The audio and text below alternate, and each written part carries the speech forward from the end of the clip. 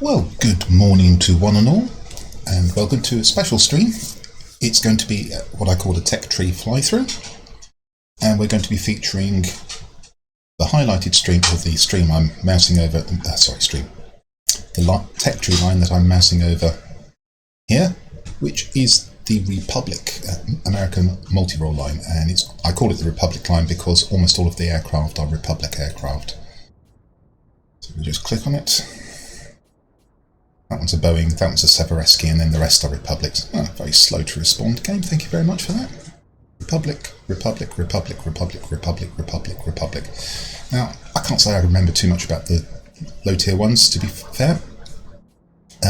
But I've been flying from about tier 6 onwards fairly consistently recently.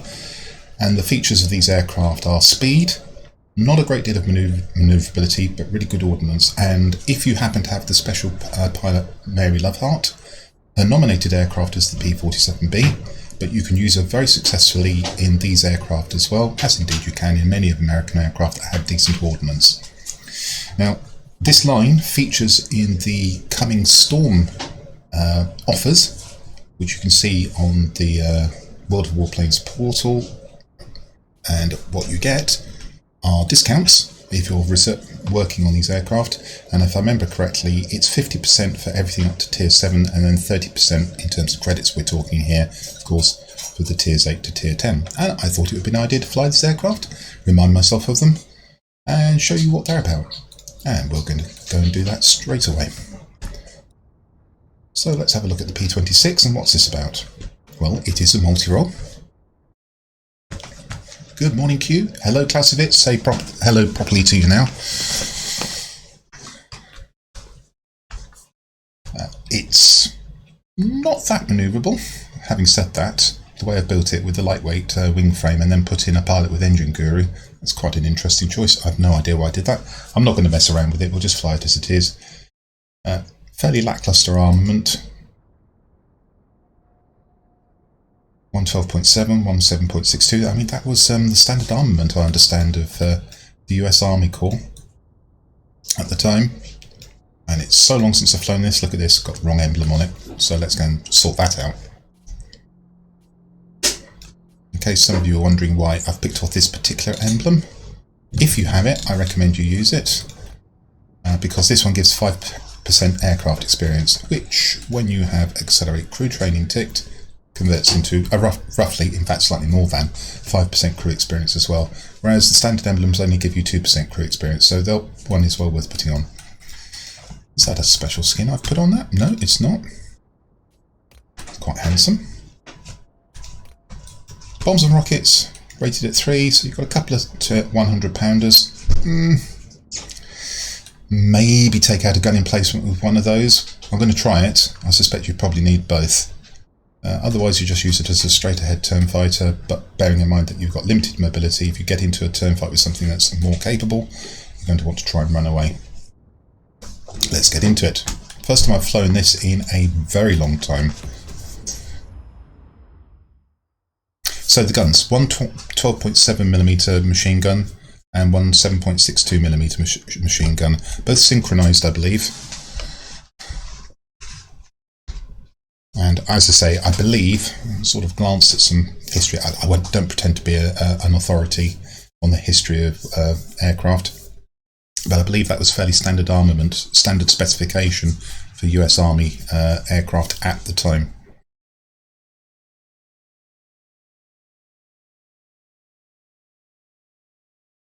Oh, and Ped, thank you for chatting in the stream when I was being silent. It struck me that if I suddenly started a stream at 7:30, possibly people would be 5 minutes late, possibly people would miss the start and they'd miss the line. So the whole reason for streaming this morning was just to say I am here and I'm ready to do the 7:30 stream, and if you're not aware, come and see the main event at 7:30. And here we are, we've got a decent number of people, I'm pleased to say, straight at the start of a stream.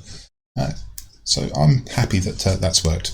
The other reason is that this stream will be uploaded to YouTube in its entirety, so people can review sections of it when they want to. And I didn't really want any other aircraft other than this particular American Multirole line to be uploaded in a YouTube stream. I want it to be specifically on the topic that we're looking at today. It's also quite interesting in the game, Clausewitz. You'll see that later in the game, when you have guns that are the same, but some are wing-mounted and some are synchronized, the World of Warplanes team actually reduced the DPS on the synchronized machine guns. Synchronized guns. However, they don't at low tiers generally. I'd have to check to be sure, but I've noticed that there are some where you're flying through the propeller, which of course there's an interruption mechanism to stop you shooting your own propeller off. And I do believe my game just crashed. Well, that's a promising start, isn't it? Yeah, that's a complete crash. That's thrown me right out of the game. Well, that's highly irritating because I suspect I was just going into battle as well.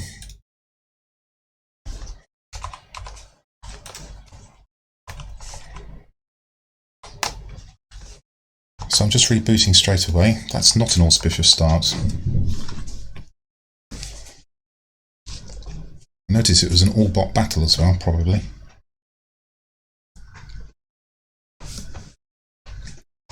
So if we are already in battle, we'll call that a dud and we'll start afresh with the second battle in the P-26.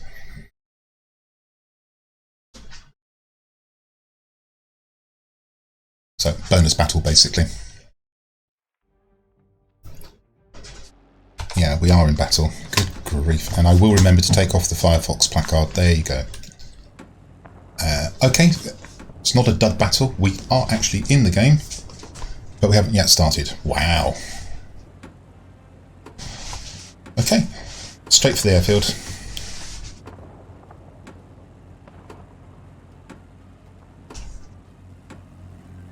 And the other thing is that most of the multi-roles in this line don't have particularly stellar altitude performance. And you're also talking about machine gun armament all the way up to the tier 10, which a lot of people dislike. Certainly I would say that the machine gun armament is not a standout feature of these aircraft. It's pretty heavy. Drop both bombs and then I can concentrate on aircraft.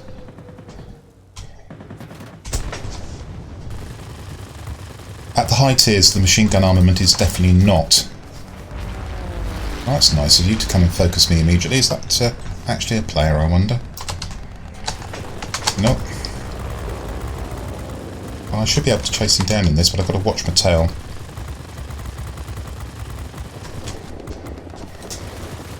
So what I was trying to say about the machine guns, at high tiers the machine guns are fairly anemic. They're actually pretty strong at mid tiers. But then they're compensated for by the mid-tier aircraft being like bricks in terms of manoeuvrability. The manoeuvrability improves at the high tiers, but it's not stellar.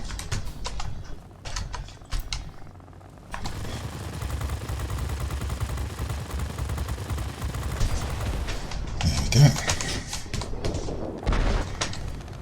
That one's already damaged, so we'll try and take that one out.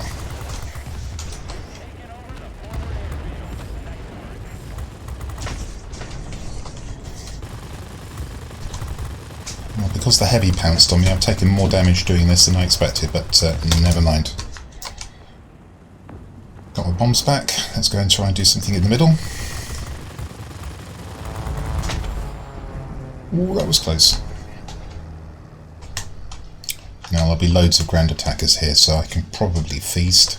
He's not paying me any attention, which is the way I like it right now.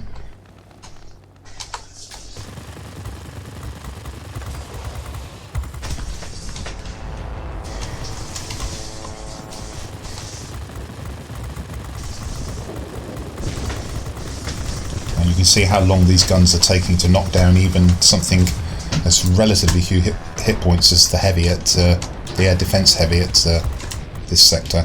So these aren't very good guns, which is why I didn't go for the ground attackers, because they've got much more hit points, many more hit points, and it takes me longer to knock them down.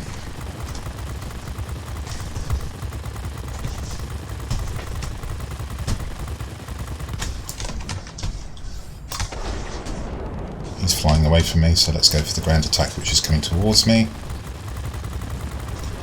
Don't finish it off. Ooh, busy. I can hear aircraft around me. Now let's take the heavy if we can. Ooh, I set that ground attacker on fire. Just got a kill. There we go. Good long burst length, of course, being machine guns, but not much damage output. So it takes a very long burst in order to get rid of something like a heavy, or even a ground attacker. And I'd much rather be firing at fighters.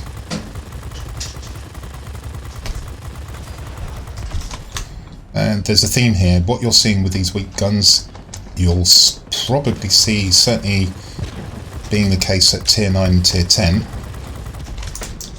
Not so much at Tier 8. Guns are still pretty good at Tier 8.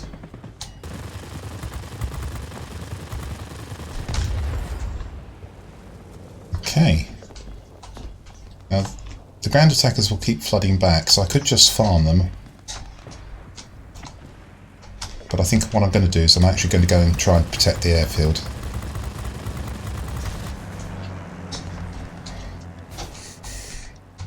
Hello Cleeks, how are you?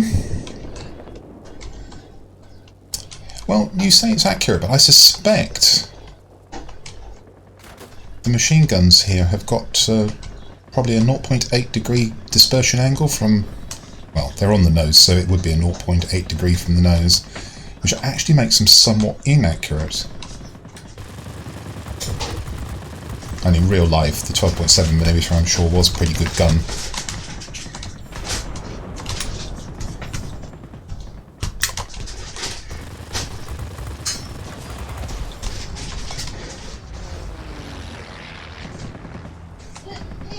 I think I'm going to get caught up before I actually chase that one down. Yes, that's right, it was the heavy, so I would have been caught up. Right, we'll clear out these two and then we'll think about going back to the middle to protect it.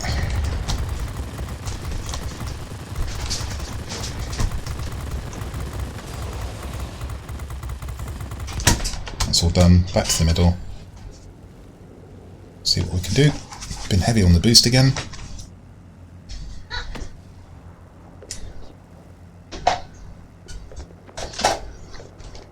Yeah, I think you're right. I'd have to check what they have in the game, but I think the early Zeros... We're going to have to defend the airfield. I think the early Zeros were 12.7mm as well.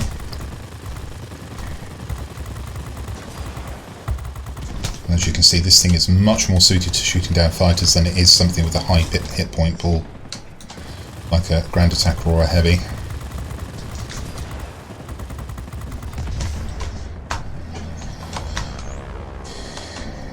Getting a bit concerned about how long I'm spending here, but the middle's holding up anyway, so...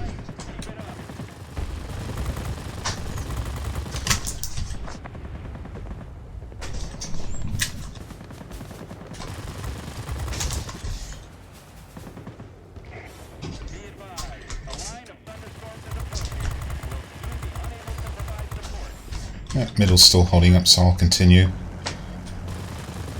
He's at the limits of my range. I'm catching him up though, and that's another theme that you'll be able to see. Speed, pure speed. And we have finally lost the middle, so I'm going to have to leave. Although we've got a very healthy lead, I don't see the reason why I shouldn't drop these bombs and try and take the middle back. Technically I should just stay at the airfield and defend it, provided we hold that airfield we'll win. But that would be no fun, would it?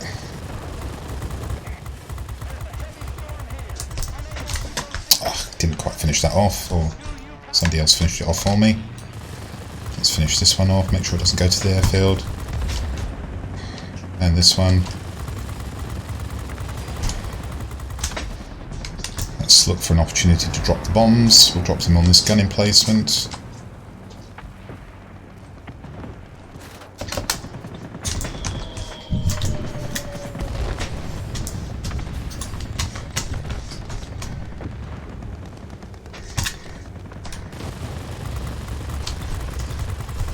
And there we go. Game secured. And that's the P-26. Poor guns, reasonable speed. You could do something with the bombs. I haven't dared risk just dropping one on a gun emplacement. It probably would have worked in a Tier 2 battle. Crown Vic. thank you for chatting, and what you're watching is one of my Tech Tree fly-through streams. I'll be flying all of the aircraft in a particular line from Tier 2, which this is, haven't missed anything, all the way up to Tier 10. And it's the American Republic Multirole line, which is, in my opinion, is the more difficult of the two American Multirole lines. Okay.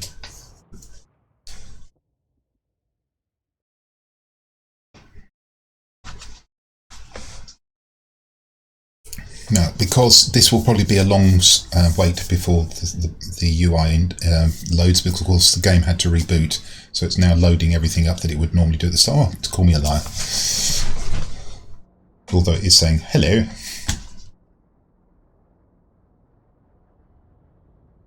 I don't know why that didn't complete previously. I've got my 4 tokens when I flew in my unannounced stream.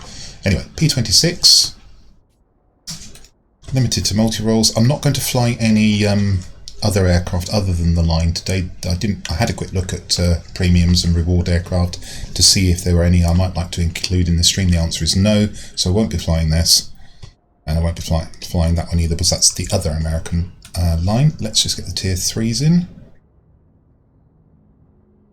Okay, so that's the first aircraft done. We're now going to fly the P-35. And let's compare it, see how it's improved. So the gun armament's gone up quite a lot actually. That's quite useful for a Tier 3. Bombs and rockets, we'll have a look in more detail in a moment, but that's also gone up a little. Survivability, as you would expect, a Tier 3 aircraft is more robust. Airspeed has gone up quite significantly, 27 there. And the manoeuvrability, and here's where the manoeuvrability problem starts kicking in. Here's where you need to start using your noddle.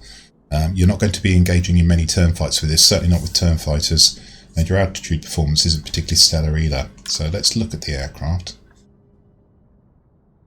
That one I have flown at some point in the last couple of months because I've got the emblem on. Gun armament has now gone up to 2 12.7mm on the wings and 2 7.62s, and they're synchronized.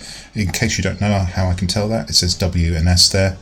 If you see C, it's cowling mounted on a jet plane. If you see O, it's outboard mounted, so it's a gun pod, probably of some sort. Okay, what have we got in terms of bombs? We have 2 100-pounders again, but increased damage output. So this time I probably will try dropping just one on a gun emplacement and see if we can get away with that. It will depend on whether it's a Tier 3 or a Tier 4 battle. Quite likely to be a Tier 4, but we'll still try it. But the manoeuvrability has crashed. Now I've built this thing for speed. I'm not going to enhance here. And I put the engine guru on. So I'm going to have to be disciplined and trying to avoid turn fighting. I need to pick my targets. I'll be looking for GAAs. If I'm up high enough and they're low enough, bombers and heavies. What I don't want to do is get into a tangle with all the turn fighters. And most things do turn pretty well at this tier. So this is a bit of an outlier. It hasn't even got altitude performance to get above them and then dive on them. It's not the point. So I would say this is going to be quite a tricky aircraft. And again, this is now keyed into how the line will look, certainly at least until Tier 8, including Tier 8. Low manoeuvrability, low altitude performance. The ordnance is very good in the mid-tiers, and also very good at the high tiers where you get more manoeuvrability, but the guns become even more anemic. So, try and keep it straight ahead and as fast as possible. Get your attacks in quickly, move on. Just a quick point here. Improve strength and hard points. That tends to be my favourite here, although it reduces speed because I like to get the bomb reload speed in. When you've got good ordnance, that's a really good idea in my opinion. However, for this aircraft, you probably would be better off selecting, not the rocket site. They're not available. But later on, you've also got the option of aerodynamic pylons, which will actually help your aircraft not slow down when you've got ordnance mounted. Can't do it with this one, which is why I haven't done it with this one. Okay, enough blather. Let's get into it.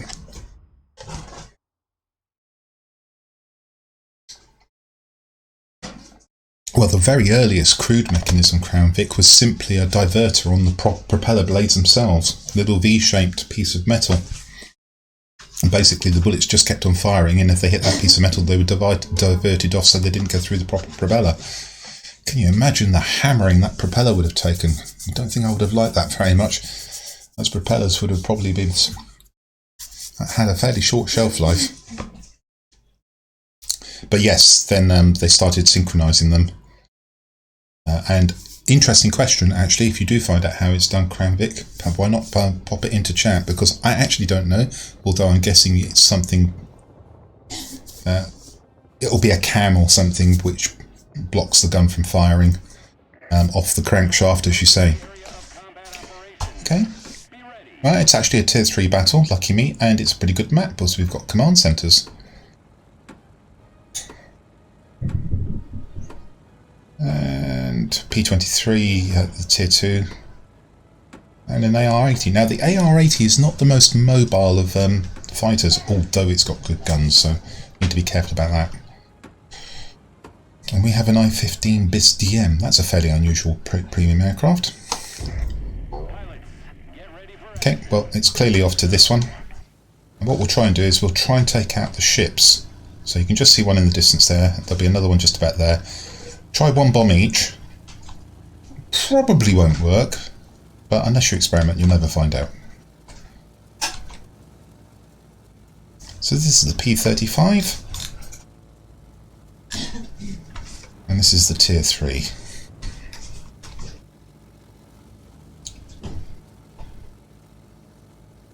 You can see I'm effortlessly outpacing everybody else, and that's actually a problem because it means that when I get there the air defence aircraft will all go, oh look, there's a target, let's all mob him.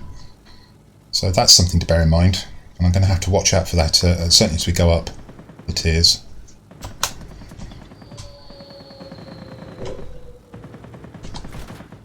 Oh no, got it. So right, just held enough to let the bomb get in.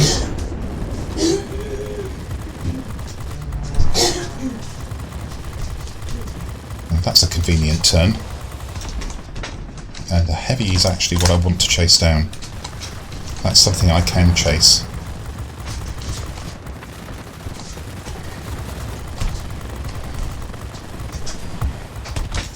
Excellent. Right, that's near me. I'm going to use X, but this time I'm going to try and find the aircraft that's second closest to me. Not the first. If I was in a fighter, I'd use my lock on nearest target button. And if I just do that now, you see 3-2, but then if I do it again, it will show the second one. And that's the second one I'm interested in here normally, because I'm not going to be turn fighting with what's closest to me. I want to get away from that one and try and shoot the second one generally. Maybe even the third one. Right, they want to come back. I want to shoot them down. And these are perfect aircraft for me. Except one of them's trying to ram me, so I'll now get behind the other one.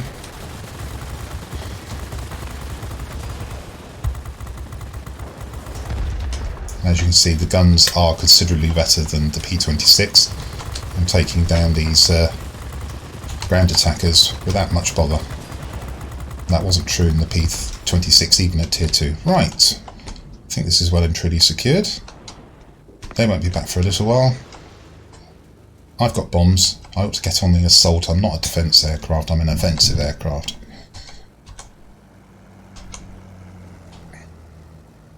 Hello, Tony Montana. Yes, it was Fokker, I knew that.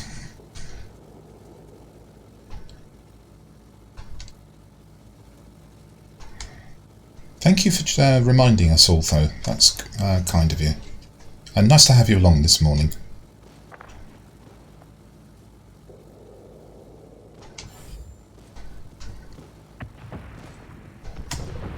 Right, so I'm just gathering boost. Oh, ground attackers, okay. So that's quite helpful. I have seen... In fact, I might actually have to break off from the ground attacker. I want to shoot this guy.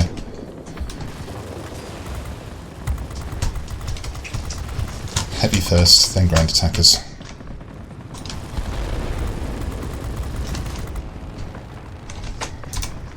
Got to watch out for the cover, of course. If I get an opportunity, I should shoot it. And this is an opportunity, so I'll shoot it. Ah, now, that's the AR-80. He won't leave me alone, so I'm going to fly away.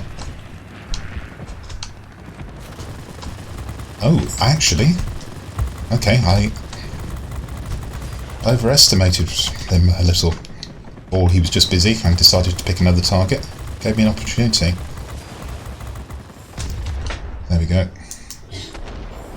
Right, we've cleared out this sector. I could go back and defend, but as I said, I've got bombs. I want to go and attack. That's what I'm going to do.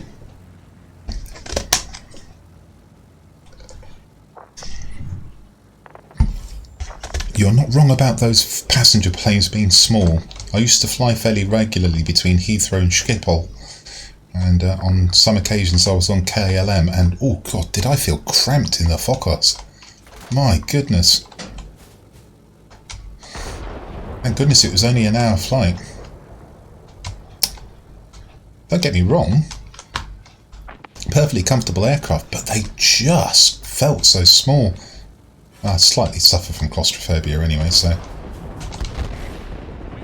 Okay, I don't get to use the bombs. Okay, let's hunt down this heavy then. Full boost.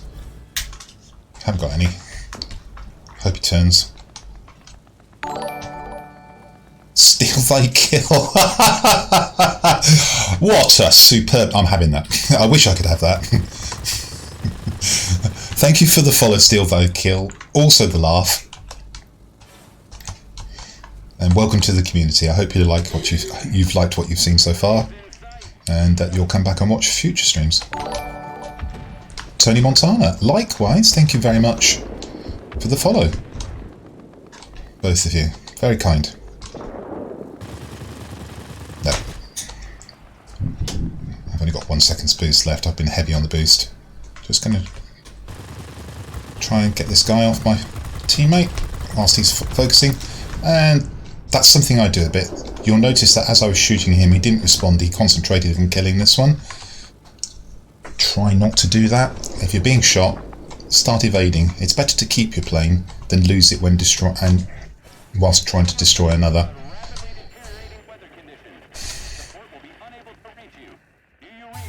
Okay, nice gentle game.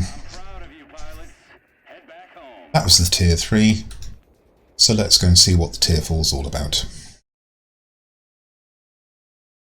Well, I'm glad you're watching again this morning, and it is in the title, but I'm doing a tech tree fly-through, tiers 2 to tier 10 of the American Republic Multirole line, and we're getting into our first. So, my father was in the RAF, not a pilot, ground crew. No, not ground crew either, he wasn't servicing the aircraft, he was actually a tradesman. Last posting he was in charge of the station workshops. Senior non-commissioned officer. He was in the RAF for 37 years, so I moved about a bit. So I've been on RAF aircraft, the VC-10s, when I flew to and back from Singapore. In fact, it was the same aircraft, 3 years apart. But other than that, I've only been on commercial jets, the Fokkers, and whatever British Airways have been flying, various chartered air flights as I've been flown into Europe as well. Much prefer to go by train these days. Okay, right, so that's the tier 3. Let's get rid of the tier 2 and we'll go up to the tier 4. We are now here on the line, and this is the First Republic aircraft, the P-43. The Lancer, okay. Right, so let's just bring up the comparison, and as you can see, the gun armament has gone up again. We'll take a closer look at that in a moment. +2 there. Bombs and rockets, considerably more powerful. Survivability hasn't gone up, interestingly. Airspeed, again, an increase in airspeed. Manoeuvrability has gone up a little. Altitude performance has gone up a bit, but again, it's nothing spectacular. So let's go and take a look at this aircraft in a little more detail. Ooh, gosh, that's quite lurid. Okay, so what have we got for gun armament now? Now we're up to full 12.7s, both wing and synchronised through the propeller. There's the wing ones. Synchronised ones fairly obviously. Bombs. 2 250s. Now, these definitely should take out a gun emplacement each. Or you could consider using them on a secondary target in a mining plant and hope to knock it out, such as the fuel storage depots. That's the one with the 3 fuel storage units and shed-like structures. Survivability we've already said, 210 hit points, not a great deal. Airspeed is 34, reasonably quick. Manoeuvrability 65, well, maybe in a joust with other multi-roles, but you're still not going to be going up against turn fighters, or if you do, you'll lose out again. And altitude performance is not great. And if we just quickly look at how I've set it up, pretty much the same as the previous gun sight, which I could enhance, but I won't. This time I've gone for the lightweight wing frame, and in fact that's probably the reason why I've got extra manoeuvrability here. Might be better with the polished skin still on this, but we'll leave it as it is. If I was actually focusing on this aircraft, and of course it's a tier 4, so I don't tend to, I'd probably replace that with the polished skin. Let's see what our options are for this particular slot. Again, bomb sight or rocket sight. Bomb sight, I don't think it's really worth it when you're bombing so close to the ground. You can, if you miss, then you're just not aiming properly, or more likely you're moving the aircraft too soon after you press the trigger for dropping the bombs. You need to keep it straight just for a second or two to make sure those bombs are on target. Strength at hard points just to reduce the reload speed. I haven't got any other options. Aerodynamic power lines are not available at the moment. Okay, right, so to all intents and purposes, pretty much the same modus operandi. Try and keep it fast, get in and hit the targets, try and hit GAAs, any heavies that come low, and anything that's not wary enough to feel you behind them.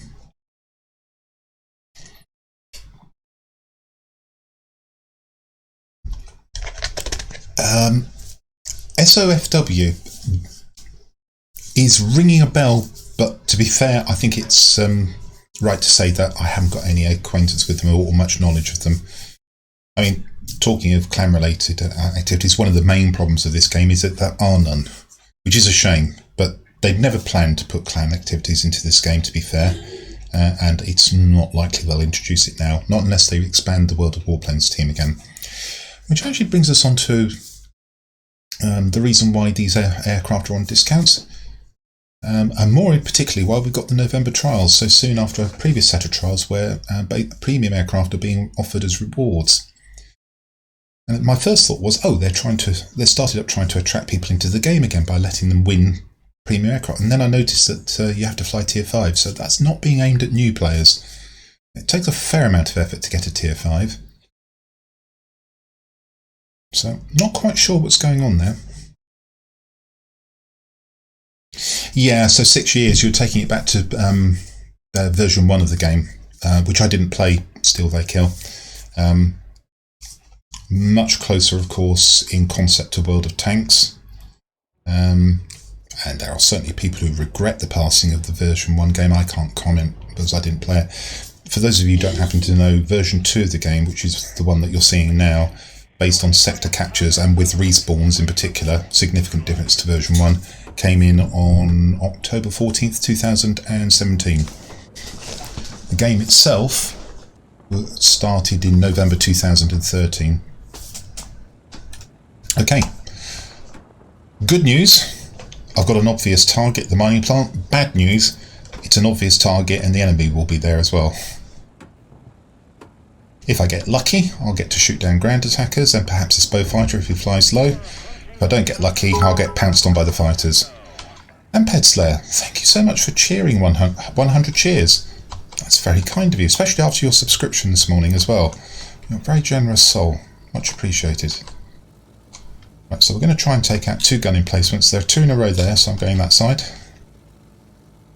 By the time I get there, I should start seeing ground attackers and what else is coming in, and if it's fighters, I'm doomed.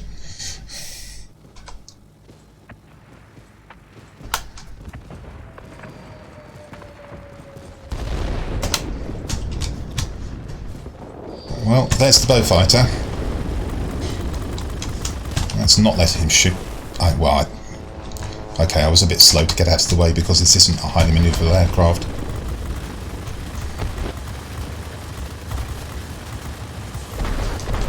Okay. Both engine. The pilot. Ooh, he's got a rather interesting rear gunner. He should turn around and come for me again, and he is. This is awkward. I haven't got the manoeuvrability I need. He's got me. He's a lucky boy because none of my team are down there killing him. Look, all of the fighters went off to the airfield. That's a mistake. They're all bots, to be fair, so they don't know any better. But we needed fighters down here. If we'd had the fighters, we would have killed this heavy, we'd have taken that plant. We're now really up against it. And because he managed to get so many criticals on me, I wasn't able to outmaneuver him. So I'm going to ask for him to be focused. If he sits at that level, eventually my team should, assuming they take the airfield, which they're not showing any sign of doing, we should be able to take the plant. Right, so joust again. I think he's trying to outturn me. Okay, well that's an encouraging sign. Now he's flying away, so I'll just fly away as well. He's been forced out of the sector, I can get a bomb in.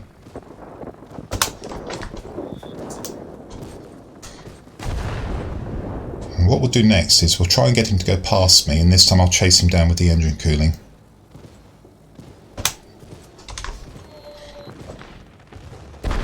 And unfortunately we've got a really weak team.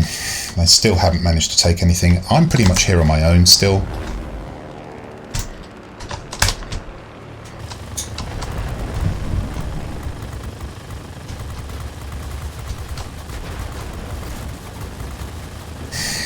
I can't believe he got my pilot again. Oh, look at this. What I need is support. Right, okay, so the problem I've got now is you need to fly this aircraft as part of a group. So I'm caught between a devil and the deep blue sea here. I need to be with my team, but my team are not where they need to be, which is here. And the heavy fighter is just being allowed to go through, back and forth through the plant, shooting me in particular, because my team is obsessed with the airfield. Now the only good news is I will be able to join them as a group here, but I'm up against it because the team spent so long capturing this airfield and has virtually ignored the middle. Still, we know the Beaufighter is seriously damaged because I put a lot into him.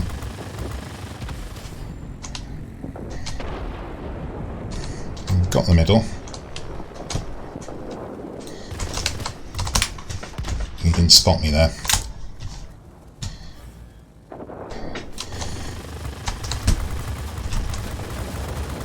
And you have been very lucky flying your Beaufighter so badly.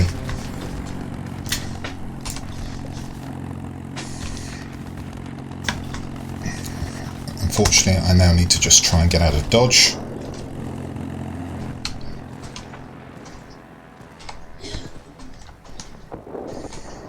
Okay, he detached because I was too fast for him. Come back, that's a highly manoeuvrable aircraft, the Phantom. Try and catch him when he's not paying me any attention.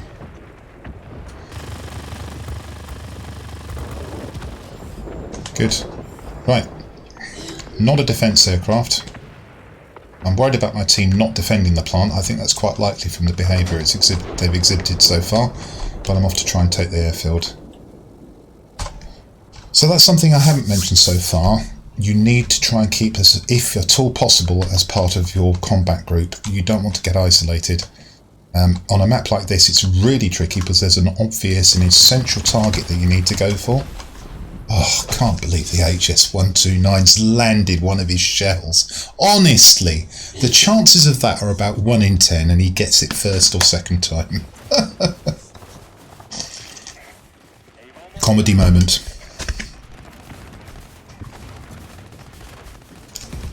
We do need the airfield. Now, I've spawned at the wrong place. I meant to click on the original spawn. If you can, you need to try and keep this plane as part of the combat group and use them as protection and cover. And that can be a real problem, as illustrated in this game, by the fact that my combat group, the planes that could provide me cover at any rate, all went to a different sector, when the only sector they should have been going to is this one.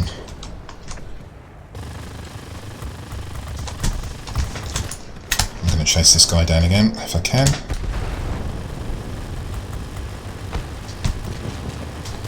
He's actually conveniently flown into the ground. I got the kill there.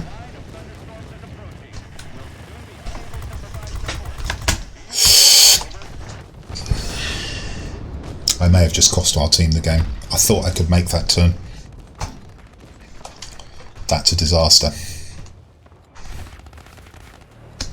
I'm used to much more agile aircraft. I would have easily made that. We're going to lose the plant now.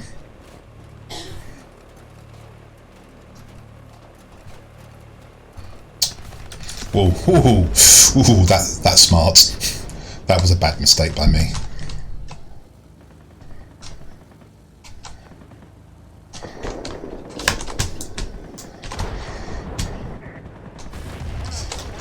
Oh, we've actually lost the airfield. Well, they're probably going to get superiority now. And this is a function in the end of my team refusing to go to the plant initially. It's a common mistake amongst newer players, and you can't rely on your bots doing the right thing either.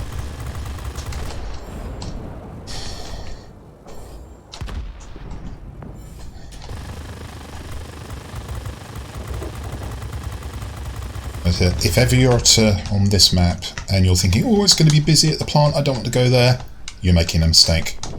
Get in there and do work alongside your team. We actually got closer in the end, and I thought, this guy is probably thinking he's had a brilliant game.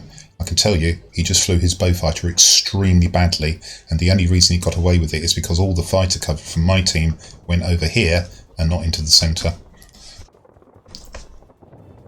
So, in a funny sort of way, you've learned something more about the line than you do from winning games.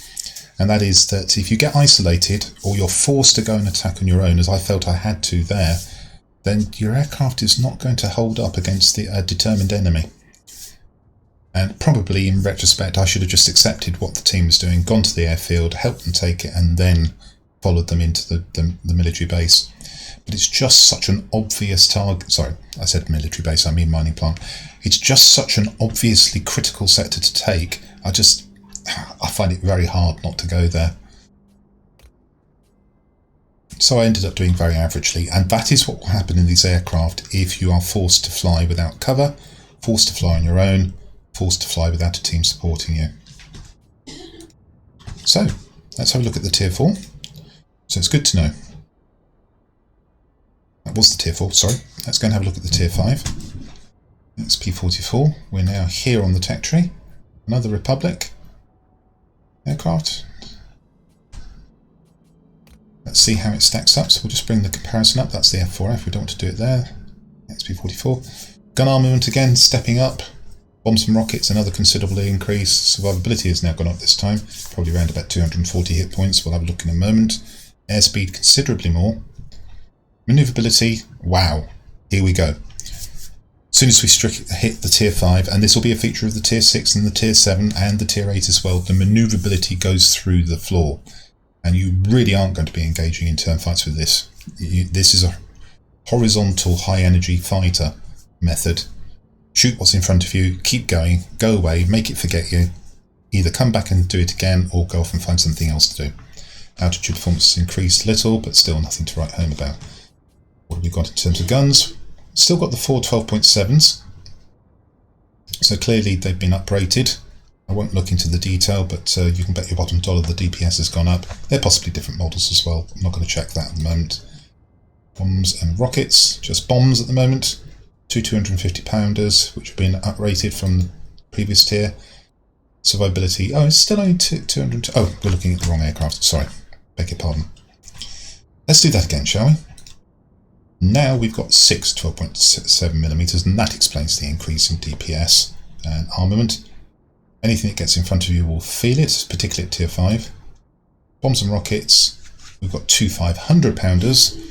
Now 2 of those will definitely take out a secondary target at something like a mining plant. Otherwise 2 gun emplacements. Survivability is 6, and that is 280 hit points. Beginning to become more robust. It's one of the features of the aircraft. Airspeed has crept up quite a lot. You'll be wanting to try and keep fast if you can. Maneuverability, horrible. Altitude performance, pretty average, but not surprising for a multirole. And in this case I've gone for aerodynamics expert to improve the effect of the polished skin. Improved engine boost, yeah, as I can see that one. If you want to try and escape from something, you might want to use your boost. That's something I actually haven't mentioned. A good boost for multi-rolls, of course, 15 seconds. If you get the 10 seconds of engine cooling on top of that, you have 25 seconds. That might get you away from an aircraft. That's the reason for that choice. And we've gone for the strength and hard points again. Let's just see what's available there. Now, here we go. Aerodynamic pylons cut in at tier 5. If you want to keep the aircraft fast and you don't mind about your ordnance reloading more slowly, you can legitimately, I would suggest, put on these aerodynamic pylons, reduce the impact of outboard rockets and bombs on airspeed. Definitely a choice to consider. I like to reload my ordnance and try and use my ordnance as much as possible, so I'm still sticking with the strengthened hard points. This equipment could all be improved to bump these figures up. I'm not going to do that. Consumable layout, pretty standard for me, except that I've gone for the exhaust bleed inerting system here. Survivability, resistance to fire is low, and that's the reason for that. Okay, tier 4. Try not to turn, try to get attacks in, and this time I will be staying as part of the combat group, and if they think that garrisons win games, I'm afraid I'm just going to have to accept that's their decision and go with them. Get isolated in this and you really won't do well.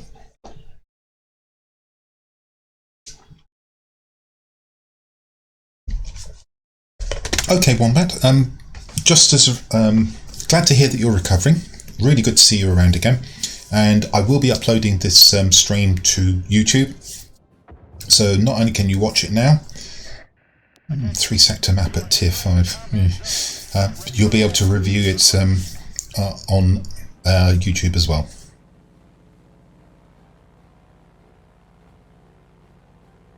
Yeah, Grant, I didn't have time. I was trying to chase it down myself, and I got it a couple of times, as you saw, but unfortunately he was allowed to do what he did, which was wrong and bad, because my team just weren't in the right places at the right times. So I'm going to have to watch where my team goes here. I'm hoping they're not going to flood the centre. Be interesting to see where this guy goes. They shouldn't, because these are command centres and not military bases. But you never know.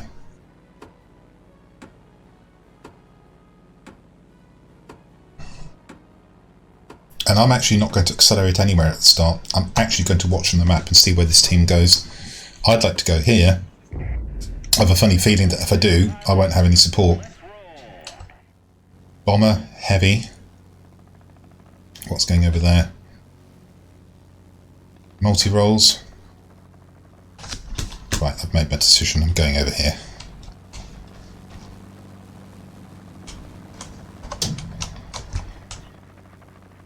Got at least one fighter going this way.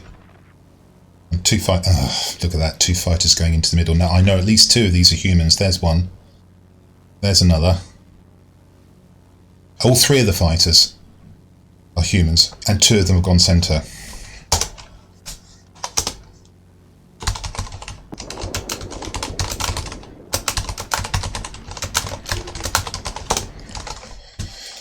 So that's inexperience. Now this is £500. I'm going to try and take out this, and then we'll try and take out one of the radar screen.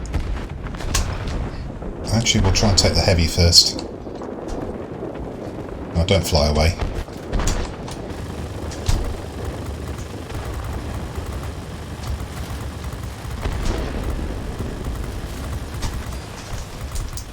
There we go.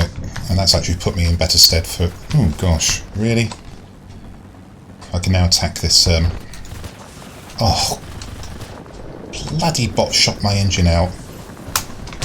That's really annoying.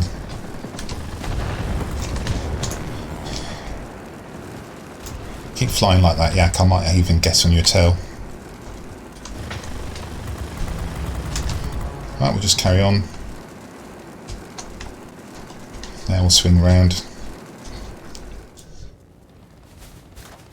Might be better. Oh, he's actually looking at me. That's not very nice. More manoeuvrable than I am as well. Come on, guys, knock him down. Okay, I'll do it then. Okay, nearly got ordnance back. This is not a defence aircraft. I'm off to attack the centre.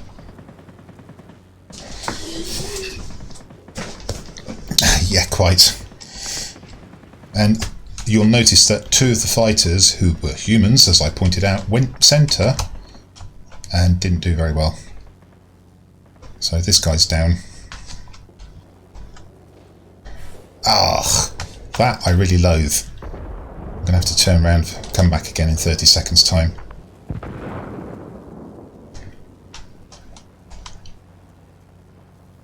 He's too high, so can't bother with him.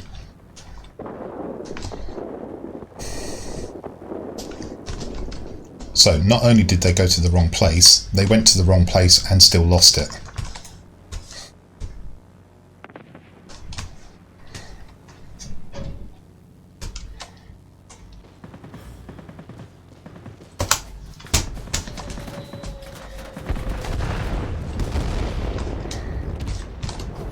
There's an opportunity here. Oh, look. We have a dogfighting ground attacker. One of my pet hates in the game. Engine shot out again by a bot it would appear. And the pilot. Oh no, there's a Fokker Wolf on me. Oh, how did he? No, he wasn't actually. Actually, he can outturn me, to be fair.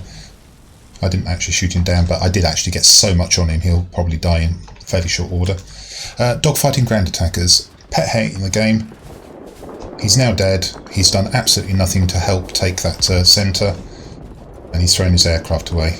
About the only thing you could say is that perhaps... No, you can't even say that. Centre's closer to that one. I need to go off and take the other one.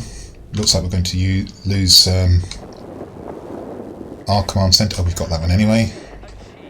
In that case, I'm going to reload my bombs. That looks like an AFK, I would suggest, if he's over there. There actually isn't much for me to do. I'm not a fighter. Probably can't get up to the bombers, but that's what I'm going to try and do. And in this case, my team, despite doing the wrong things, has encountered a team that's doing the wrong things even more. I might be able to kill this bomber. Not that one. Well, I don't think that one. Dornier is definitely within my compass though, so let's try and get that.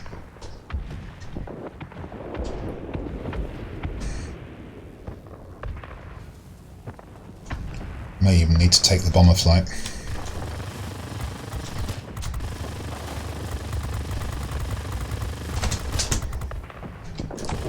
And all the heavy for the moment. Let's finish off the bomber. Let's try and get onto the heavy now.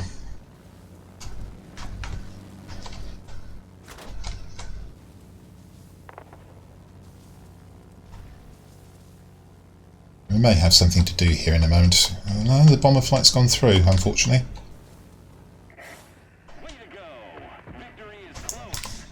Give up on that. Let's go down for the ground attacker.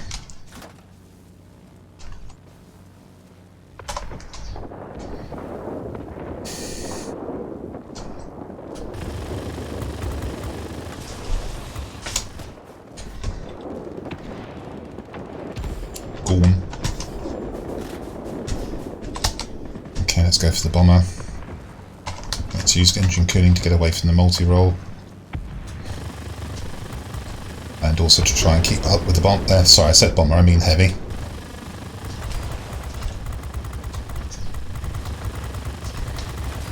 Death by 1,000 cuts. And dead. Okay. What can I say? 2 out of 3 fighters did the wrong thing. I can only imagine... Well, I know the ground attack was dogfighting, so he was definitely doing the wrong thing. But it would appear the rest of my team had a little bit about them. It was enough to win. I'm actually not sure how, given their scores. The enemy team must have been amassing their personal points in sectors when they couldn't attack, or in between sectors. As you saw there, I tried to stay with my team, but particularly I didn't go into the centre just when it got taken. I actually circled and waited for other things to go in. Still got shot down by the ground attacker. That's something you're going to have to get used to. Certainly for the next couple of aircraft, you actually are at risk of losing out in a turn fight against a ground attacker. You need to be careful with the German ones in particular. Don't neglect the opportunity to rocket the ground ahead of them though, and destroy them that way. That will count as a rocketeer kill in case you don't know. Okay, well, we better go and have a look at the Tier 6. So we're now going to go and look at this aircraft, the P-47B, and this is the aircraft that Mary Lovehart is nominated for. And if you do have Mary Lovehart, I would strongly recommend that as you progress up this line, you move her into each of these aircraft. She's good in other American aircraft with good ordnance, use her there as well, but she's certainly fabulous in this line. I actually don't know where Mary Lovehart is. I suspect she's in the Tier 10. But what she does is she doubles the output of the ordnance if you manage to get into a steep dive and a fast one. That's well worth doing. If you can do that in a P-47, let's actually get the Tier 6 up. We're chatting away without actually having brought it up. Let's just do the quick comparison. There you go, we'll talk about that in a moment. One of the things that Mary Lovehart does is double the effective ordnance in a fast, steep dive. And that means in something like a P-47B, you can actually destroy the entirety of a special object if you place your bombs well. What do we got? Airspeed's gone up, armament's gone up again, as you would expect, quite a lot again.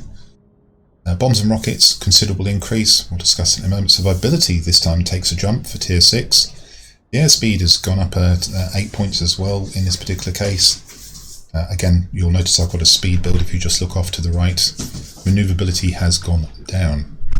You're now flying a real brick. And altitude performance has actually gone up a little bit. That allows you the capacity to do the steep dives. Aerodynamics expert to improve the effect of the equipment, the speed equipment, and engine guru. Likewise, in this case, I haven't bothered to get these up to ultimate level. Plenty of scope to do so. But again, I've gone on the basis here. Gun sight, no surprise. Polished skin to increase speed. Injection engine boost mixture, again I'm looking to run away from aircraft if that's my main defense tactic, and I would also point out this has got a really good dive speed, so run away whilst diving if you can, and get 10 seconds of extra boost as well to aid you in that manoeuvre. And in this case I've gone for reloading of ordnance. Again, if you want to try and enhance your speed, you'd want to put on the aerodynamic pylons. That's just a personal choice. No right answer there. I prefer to reload quicker. Excuse me, my nose is a little bit itchy. So let's go and have a look at the aircraft in a little bit more detail. Gun armament, why has it gone up? Well, we've now got 8 12.7s. This plane will melt anything that gets in front of it, including high hit point ground attackers. Bombs and rockets. We've now got rockets for the first time. So not only have we got the two 500-pounders, which we had on the XP-44, we've now also got 6 4.5-inch, and incidentally, if you're using metric measures and you're wondering why there's a couple of strokes after the 4.5, that's the shorthand for inch in countries that use imperial measures. 4.5-inch M8s. Notice that they fire at 3,300 feet. Don't wait until the target comes much closer than that. Try and get them off earlier. Survivability has stepped up to 380 points. It's a fairly robust aircraft. Resistance to fire is a lot better this time as well. Airspeed, again increasing steadily. Fast aircraft, and just look at that dive speed, 547. Make use of that, both in diving attacks with ordnance and trying to get away from things. Don't do it with heavies, of course. Some of the heavies will be able to keep after you. You probably get away from fighters though, and other multi-rolls. Manoeuvrability is tragic. You're only going to be turning with GAAs and heavies by and large. Altitude performance is fairly indifferent.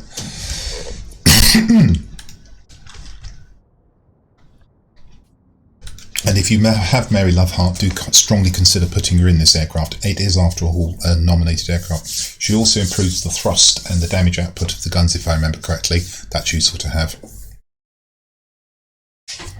Really good.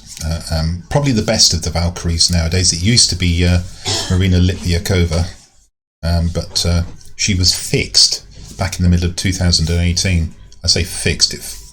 Given the English translation of her particular skills, it was actually a nerf. But the World of Warplanes team claimed that it was just making her do what she should have always done, which made her useless in the Tier 10 ground attackers. Up until then, she'd been a monster in those. And now I've stuck her back in her nominated aircraft where her skills are actually of some use. So in my opinion, Mary Lovehart is now the most useful and skillful of the Valkyries.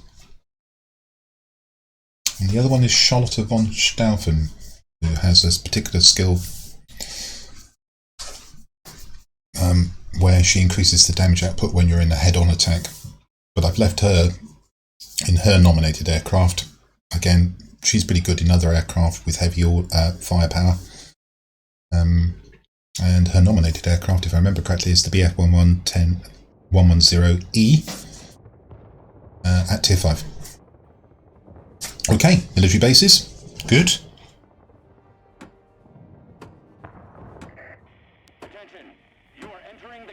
So I'm going to do a bit of dive bombing here if I can. I'm going to try and place the bombs onto the special object of the military base.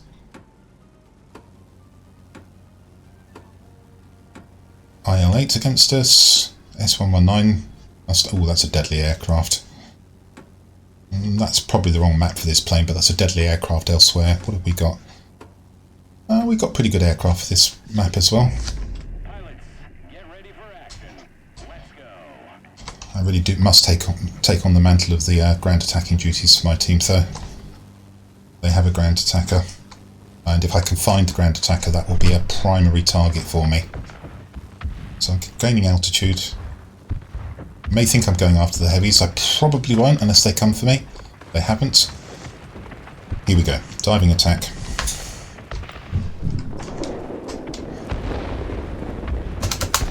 Don't forget to pull up. Actually destroy it, but I'll probably be fairly close. Oh, and inconveniently, I can't actually see what's still up.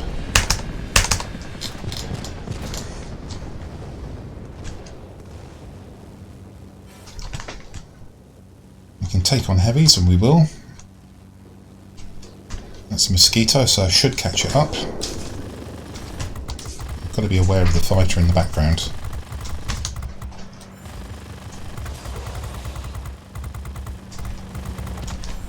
Did you have to fly quite that close? Could you have not gone up for the bomber for an instant? Oh, that's the Mustang. Okay, so reload. You can see we're well on the way, heading towards the other military base. With Merry Life Heart, I would have taken out the whole of that object. Now, I actually think I did destroy it in the end. I can't tell at the moment. It hasn't registered as a destruction. Perhaps I left one piece up. So whilst I haven't got ordnance, I'm sizing up the bombers here. That's really annoying. I'm still going to shoot down the bombers though. Well, actually I may have to shoot the KI. He'll be after our bomber. And actually that is a brick itself, so I will be able to stay on the tail of this.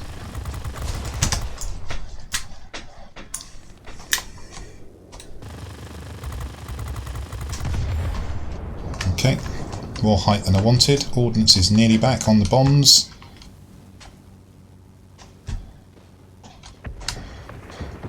I'm not sure what's going on with that. That looked like an artifact I didn't really want to see.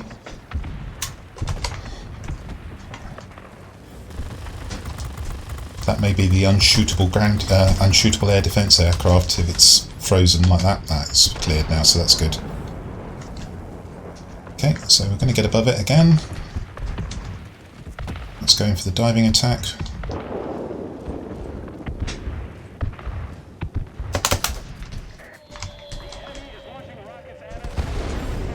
Got it that time.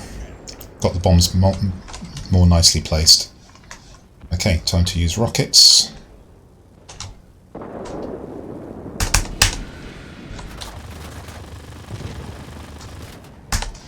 That's annoying.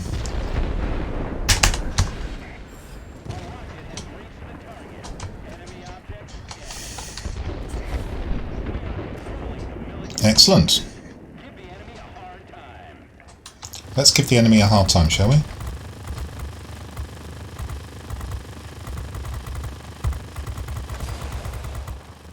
Now, certainly the next aircraft in this line, I'm going to try, if I'm allowed to, I'm going to try and fly in the same way. So I'll be employing dive bombing, using the excellent bombs, and then using the rockets to pick off things like gun emplacements. I'm actually going to head back to our own military base, not because I want to defend it. Well, actually I may now change my mind.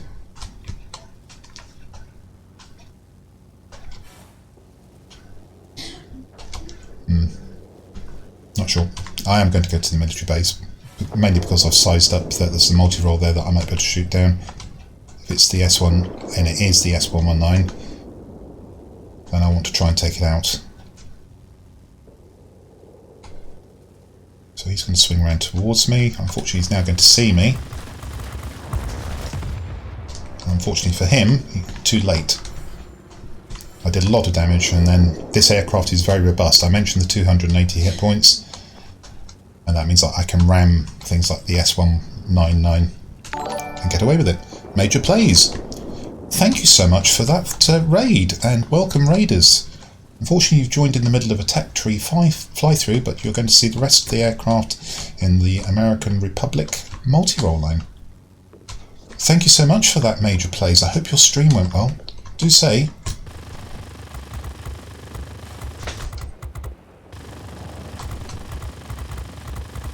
And I shall deal appropriately in a moment. Right, this is possible. I may not be. Yeah, I want to just get away from the bomb. Oh yeah, well, it's a good job I didn't take my hands off the controls. Look at this. That was the KI-94-1.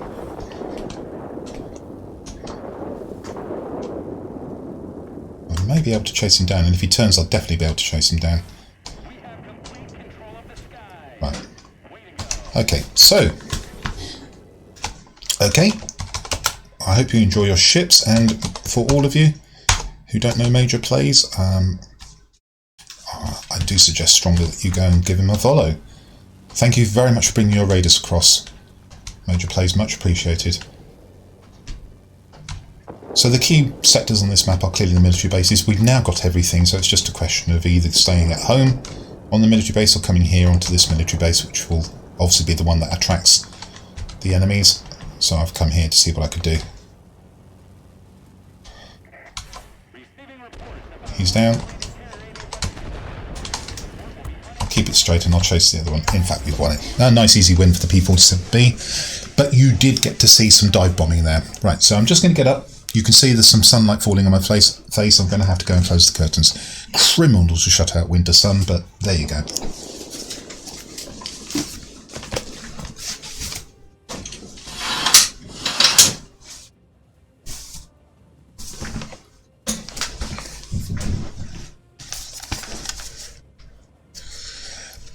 Hello Mayhem, thank you for your chat and for the question. Is it worth it? Well, it depends on what parameters you're using to measure it. If you're looking for a game with a big player population, then no. If you're looking for a fast-paced game with lots of... thank you for that as well, Mayhem, for the follow. So to continue answering your question, if you're looking for a fast-paced game, which has got a surprising amount of depth, but is arcadey, this is definitely not a historical flight simulator. If you're looking for an arcade game with a surprising amount of depth, then this may be your bag. Be warned, it is pretty fast. Be warned, there is quite a lot of tactical and strategic depth to the game, despite the fact that it is in essence an arcade shoot-'em-up airplane game. Do I think it's worth it? Well, just draw your attention down here. There are 305 aircraft in the game. I have all 305. I've enjoyed the game. Okay, so that was the P-47B. Let's just get the filter up again. American Multiroles. And we had the Tier 6. Let's do the Tier 7s. So we're now going to go to the next Thunderbolt, the P-47N, and I'm going to fly this in exactly the same way. We've got gun armament has increased a little bit, bombs and rockets have gone up even more, 9 points. Survivability again up a little bit, airspeed even faster. Manoeuvrability, is that a function of the way I've built it? Possibly, slightly more manoeuvrable, but we're not talking about any massive amount of manoeuvrability. You need to keep this straight in the manner of a Focke-Wulf 190. And altitude performance has increased a little bit. It's good to swing the digital dong. Yeah. Very good. How have I set this up? Again, slight variance here. This time I've gone for speed rather than the injection. Just to keep the speed up a bit higher. If I was thinking about it again, I'd probably put the injection back on, but I'm not going to. Gun sight again, polish skin to increase the speed. My favourite, reload the bombs and rockets as quickly as possible, but aerodynamic powerlines if you want to emphasise the speed component of this aircraft. Let's just step through. Whoops, that's the wrong aircraft. But it's identical. So everything I said for the P-47B, I've applied to the P-47N. No surprises there. For all intents and purposes, just a better version of the same aircraft. Gun armament has gone up to 8 12.7s, so that's still 8 12.7s on the Tier 6 as well, so they're fiddled with the numbers just to make them better, possibly change the designation as well. Bombs and rockets, same payload, more or less. 2 500-pound bombs, and you saw the way I'm using those. I will drop these on special objects in a dive. If I have Mary Loveheart, that will certainly be a very effective thing to do, but as you saw in the previous game, I took out the special object on the second military base with no bother with these bombs, and this time you've now got 10 5-inch H-fire rockets that do more damage as well. Survivability, 450 hit points. Robust. 559 dive speed, again, use diving as your escape tactic from fighters. Other multi-rolls, particularly under boost. We didn't look at the boost duration, but it's now gone up to 20 seconds. Get engine cooling on top of that, you've got 30 seconds. Maneuverability, don't turn fight. Strictly for heavies, GAAs, perhaps other P-47s. Everything else, no, try and avoid. Run away from. Altitude performance has increased a little, but you're not a high altitude fighter by any stretch of the imagination. Let's get into the Tier 7. More of the same in the Thunderbolt.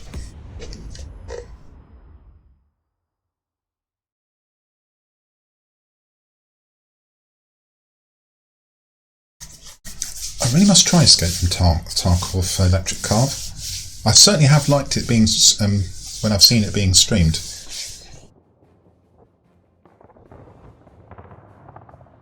And I think probably most people know that I have been known to stream World of Tanks, but I haven't done so now for some months. I haven't actually played the game for some months. The changes that have been made don't particularly suit my game in World of Tanks, and I've lost interest. I'm not sure I'm going back. We'll see. Never say never. Okay. Not too bad a map here. And again, I'm going to try and dive bomb the principal target in the command centre, which of course is up on the plateau above the hill. Sorry, plateau above the seaport.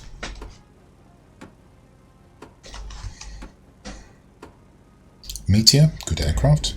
Oh, we've got 2 ground attackers, that's interesting. I may not get to do as much as I want here. Ka-84, and Civilian, another P-47, Dornier. Ooh, I have to say, I think they've got more suitable aircraft for this map.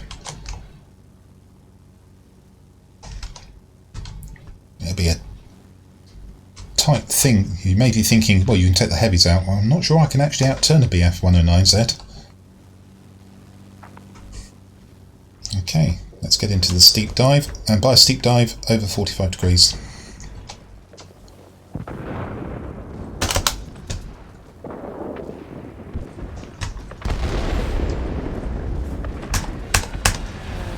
I may have actually just used the rockets on the wrong thing there.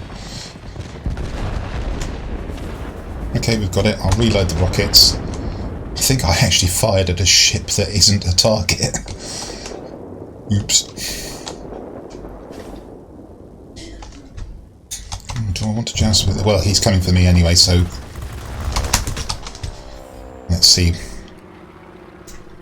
No, he's done well there. He's realised his limitations. He's run for it. I would have got him though. Alright, okay. Is it significant? Oh, I need to pay attention. Where is that heavy? Trying to get across over here. I don't really want to be dogfighting. Oh, they're heavy down there. Oh, it's the Civilian. This is difficult because I don't know that I can outturn him. And if he runs away, I'm going to let him go. I want to get over here. Yeah, he decided he didn't know if I could outturn him either. I think we'll call that a draw.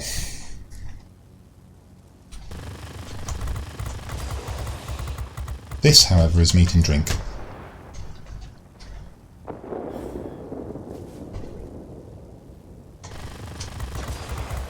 And how there you see the effect of the... Oh! He actually managed to shoot my tail out, which meant I actually missed the turn and didn't kill him. And now he's got a friend protecting him and I'm in trouble.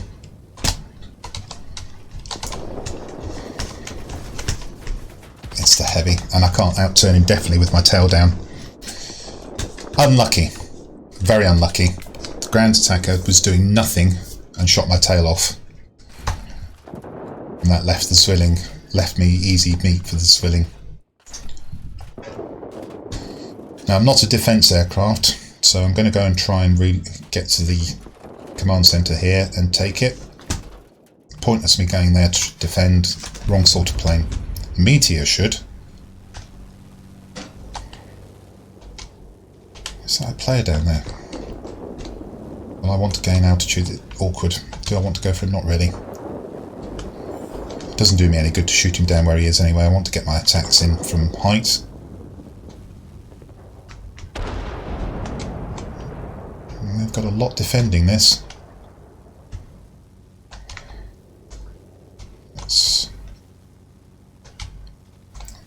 Not sure why the bomber's here, to be truthful. Well, it might do me some good if I can shoot down some of these.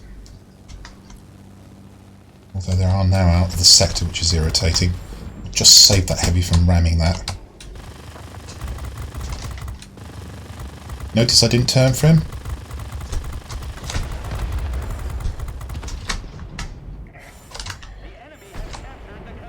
Ah, dear. Okay, well. What have we got? We should have this if I get these bombs correctly placed. Just stay still for a second to make sure they're dropped and on target. And now I'll have to go back to the command centre. The other one.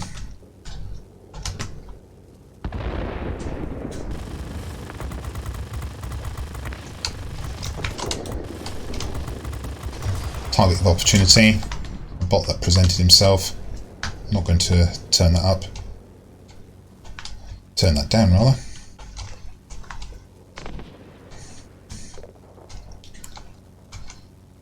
There's no reason not to do 80 degrees in here. I think you'll still be able to drop the bombs. However, at that point, with this aircraft, you are threatening to slam yourself into the ground. So, I tend not to do that. I might give it a little experiment in a moment, though. How far are you? Too far away. 3,300 feet, I think, on the rockets. I'll only need one, though. There we go. Wrong, because I've actually got two.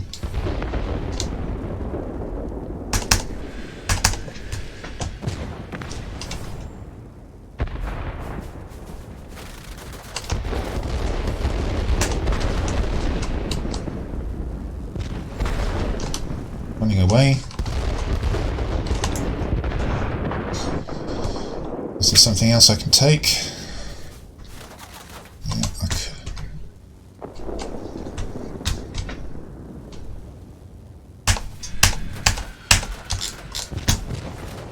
Oh, that's not enough. Okay, that's a miscalculation. Or we lost something. Let's just run away. Let's go and try and get this. Oh, don't need to. Bot, you can die now. Not the greatest of attacks there. I muffed my kill on the ship for a start. Got one of the ships and then miscalculated what I needed to take the sector by destroying that ground target there. The one just behind my cockpit. The gun emplacement, that actually wasn't enough. I should have known better than that. I'll have to revisit my figures. I thought that would be enough, or perhaps we lost something at the same time. We're really contriving to try and lose this match. The trouble is there's an awful lot of space between the two command centres.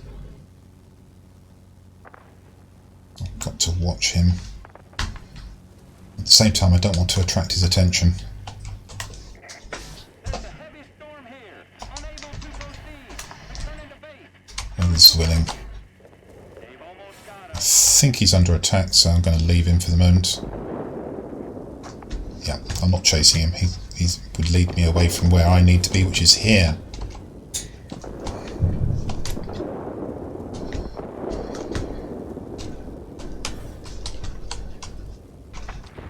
Okay. Trouble is, I'm pretty much on my own here. I need to clear out some of these air defense aircraft before I go on a bombing run. Oh, this is the bot that won't die. Look how much I've put into him and how little damage he's taken. There's something wrong with the hitbox. I need to disengage. That is a real frustration. An aircraft that won't die when I'm trying to kill it. Now you see how quickly I'm stripping down this bot? That's what should have happened to that other one. And because he didn't die, I'm now in a very tricky position. Let's get this bombing run in.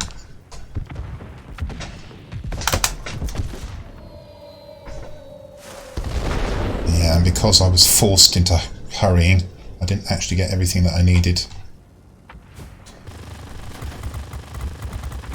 You can burn out. Let's kill you now. Still not taking as much damage as you should, and the other one didn't burn out either.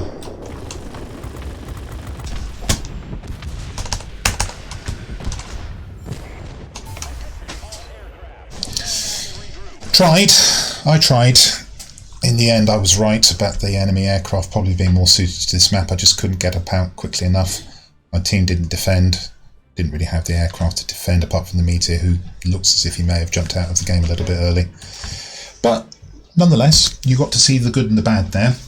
You saw that I don't know my values on my ground targets. That's important to learn. If you're going to do a lot of ground attacking, you ought to know how much each section of a ground target is worth. I miscalculated there. Although it didn't matter, we took the sector, the command centre, fairly shortly afterwards. I took out the wrong piece of ground target and left us with more to do. So learn the values of your sectors is the lesson there. I need to. Also, you need to precisely position your bombs as you saw in the last attack on the command centre. Because I hurried, I dropped the bombs and left pieces behind and had to finish them off with rockets. So patience, accuracy.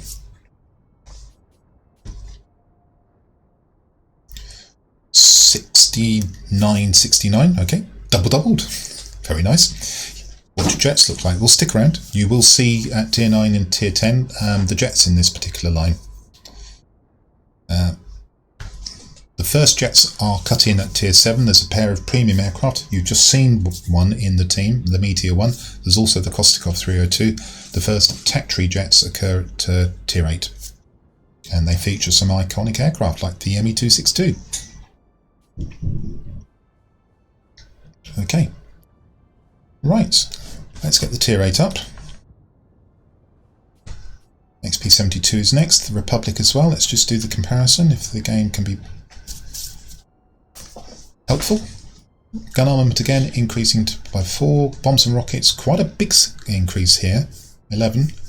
Survivability hasn't gone up by much. Airspeed, a little bit faster as well. Manoeuvrability still tragic. Altitude performance, a little bit better, but still nothing to write home about. Let's just select this aircraft and examine what it's got. 6 12.7s, so that does prompt the question of why has the rating gone up? And if we go back to the P-47N, it's got 8, but the range is far less. And gun armament is not just rated in terms of hitting power, it's also range. 1700 here. If we go back to the XP-72, you'll see it's 1969. Thus the increase, despite having fewer guns. But bear that in mind. And if we just look at the specifications of the guns, 80 damage per second, rate of fire 1200. Just go back to the P-47, do the same on their guns.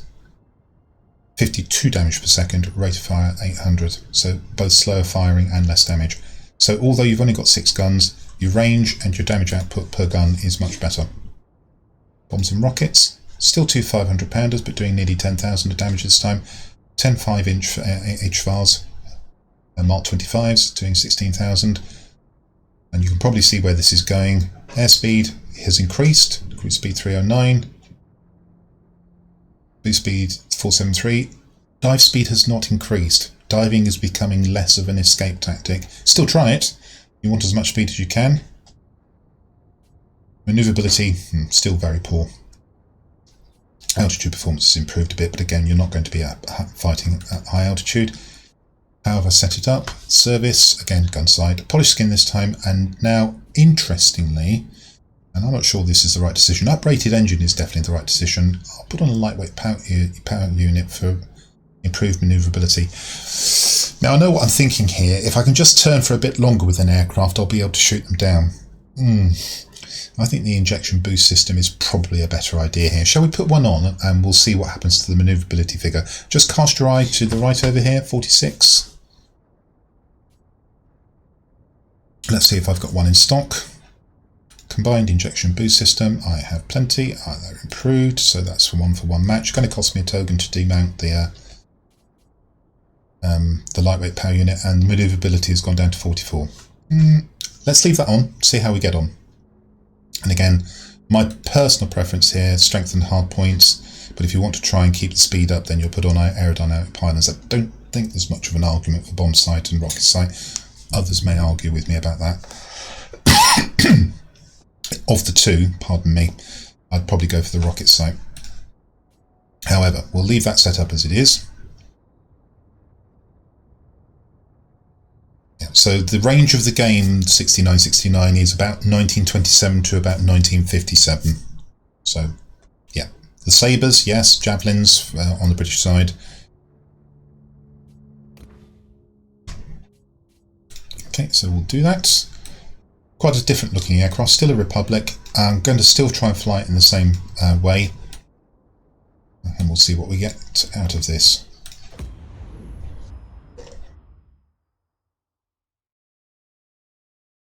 And after this, we're into the jet age with the F-84B straight wing jet, and then the variant with the swept wings at Tier 10, the F-84F. At which point the machine guns start becoming lackluster. So all the way up until about here, this is the transition point for the guns. Anything in front of your guns is melted.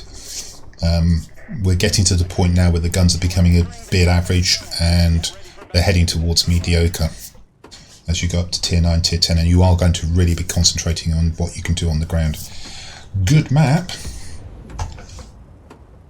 And for once, I always spawn here for some reason, and normally I'm in an aircraft that doesn't really do well at a mining plant. This time, oh my god, really? 3 XP-72s on my team. We've also got a ground attacker and an A7M. I guess we're all going to be ground attacking, so I may not get too much done here because everybody's going to be doing the same thing. What I am going to try and do is get out the special object, so it'll be a pair of bombs. I probably won't do that actually. I wonder where the ground attacker is.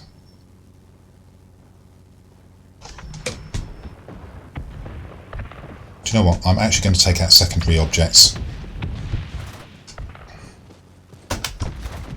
One bomb, one bomb. I'm going to finish these off with rockets. I don't expect... Oh, I did actually take out the first of those. The second one, I've left things up, which is what I've expected, so we'll try and take those out with rockets. We won't mess around, 2 rockets each. That's my second target done. Now... Oh, my team. The reason I'm going, is because I expected my team to attack the special object and I didn't on purpose. My team didn't actually attack the special object. Now, I've only got guns left, but I will try and finish off this cooling tower. Oh no, there's more. Right, that's not a good idea then. Let's shoot out guns. Can't do that there. So I've miscalculated here. I should have attacked the special objects. My team's made a bit of a boo-boo. And because I expected some... We've all done the same thing, basically. We've all expected somebody else is going to attack the special object. I I can get this heavy down before I die, and it's going to be tight, we'll have this plant, I think. Oh no, the progress has been completely lost. That's frustrating. That's the... No, don't let him shoot me. In fact, I'm not even going to try and turn fight with him. I'm going to go straight up on my tail and then come back down on him. Yeah, he's still trying to shoot me.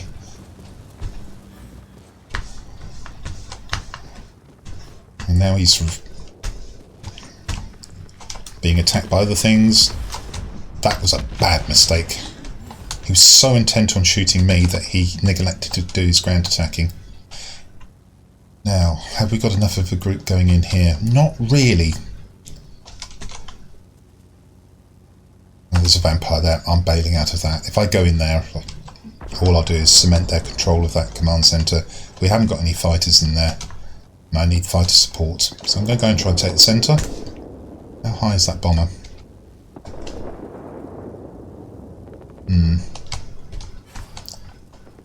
Going to try and take the centre. I haven't got a lot of fighter support there either, actually, to be truthful. Do you know what? I am going to go back to the command centre. Looks like the vampire's still there. I'm going to hope that I can catch him by surprise.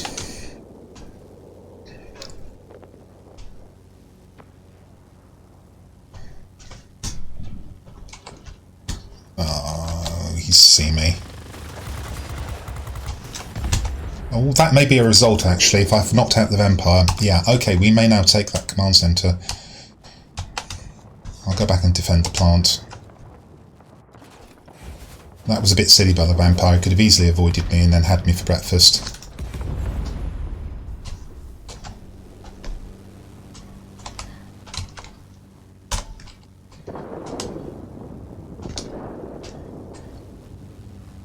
Stay above the ME329. We desperately need to kill... Oh, there's a bomber. I'll have to kill the bomber.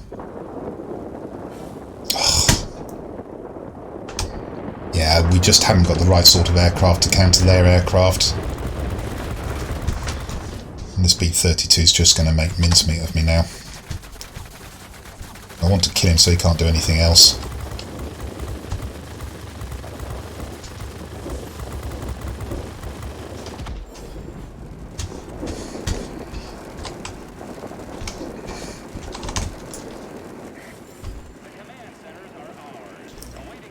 Need plants, guys. With our ground attacking capability, you need to get stuck in.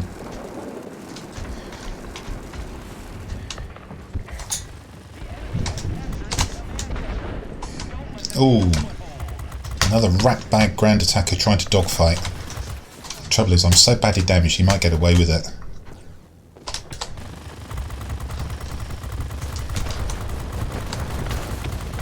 Oh, gunner.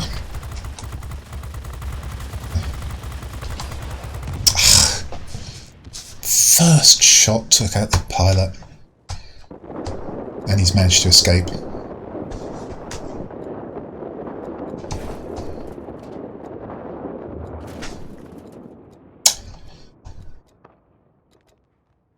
Okay, well, I should have ordnance. This time I'm not going to mess around. I will try and take out the special object. I wish I'd done that in the first place. Oh, the vampire's at the plant. He needs to be focused.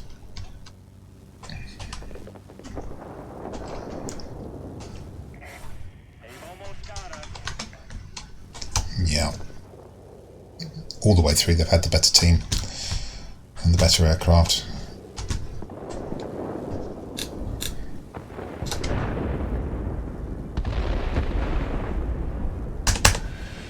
It is only that. I wanted to be sure.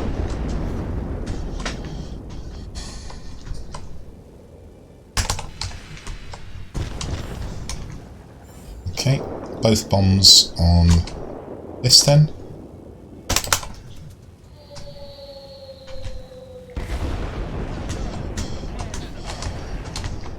Well, you can tell that, well, either it's anticipated that we're going... Oh, drats. Now I'm just going to try and go up and get away from the vampire.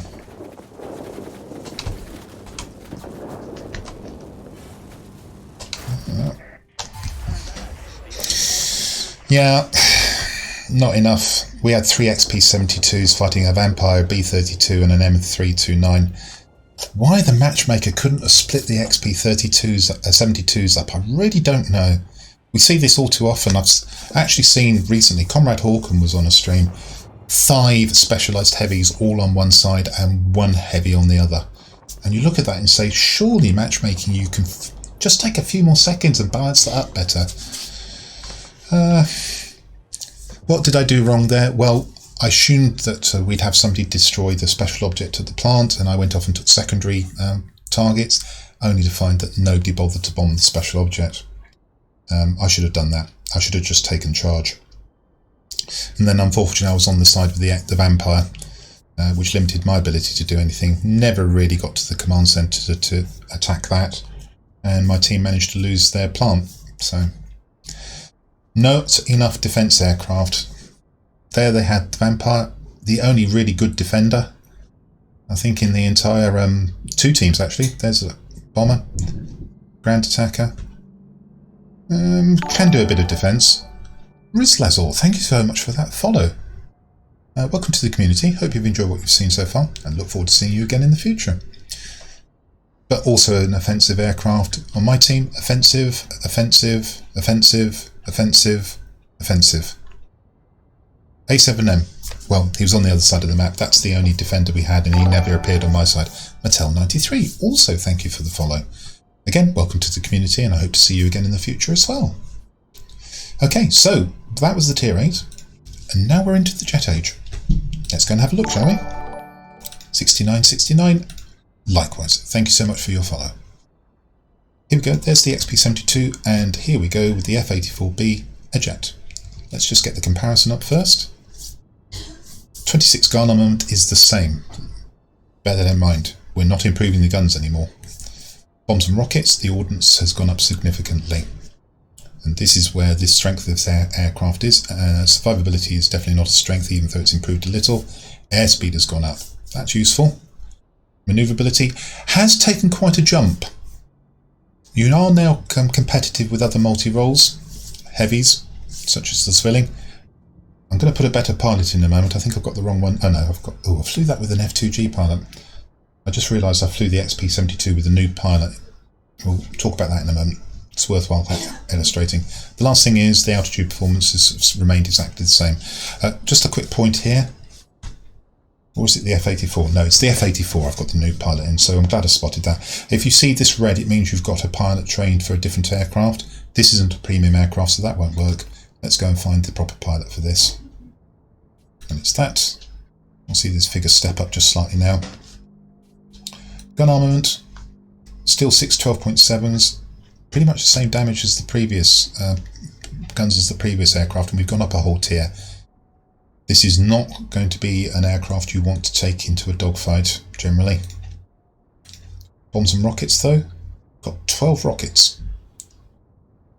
Those are they, but also 2 tiny Tims. We no longer have bombs, and the tiny Tims are really good. If you've got Mary Love Heart in the plane, those can be used on special objects. Cumulative damage of nearly 30,000. You're beginning to get the message. Concentrate on ground attacking here, taking out ground attackers, maybe bombers as well. Survivability 15, 557 hit points in my configuration. It's been amended by some of the equipment I've mounted. Airspeed 65, 524. Dive speed again 621. Note that you might want to try and dive away from aircraft, although we're now in jets. Plenty of other things will be diving very quickly. Manoeuvrability, quite a significant improvement. Especially now I've put the proper pilot in. It's interesting actually, we'll talk about that in a moment.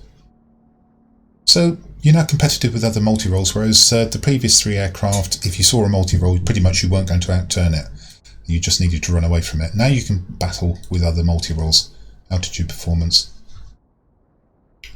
Still not stellar, workable. Pilot skills, well, I've actually emphasised aerodynamic skills and aerobatics. That gives me more manoeuvrability, but engine guru as well. So that feeds back into how have I built the aircraft. And I've blended it. This has got different slots available to the previous aircraft. You've got 2 engine slots on the XP-72. This one, gun sight, polished skin for extra speed, uprated engine for extra cruise speed. You haven't got the option of injection boost. It's either or in this case. So I've opted to put on a lightweight wing frame just to improve the manoeuvrability for a little bit of dogfighting with other multi-roles. And again, I've chosen strengthened hardpoints to reload my ordnance. As by now you're probably aware, if you want to try and keep the speed up, you'd put on aerodynamic pylons. Okay. Still a long way to improve the equipment, but I'm not going to spend materials doing that. Straight wing jet. I think that's rather a handsome aircraft actually. But I think the F-84F at Tier 10 is even better. So I haven't got Mary Love Heart in this. However, 2 Tiny Tims on a secondary object will certainly work. Plenty of rockets for things like gun emplacements. If I had Mary Love Heart, I'd actually use these Tiny Tims on a special object. And we may still do that. If we get mining plants, I'll use these Tiny Tims on special object and then use some of my other rockets to finish it off.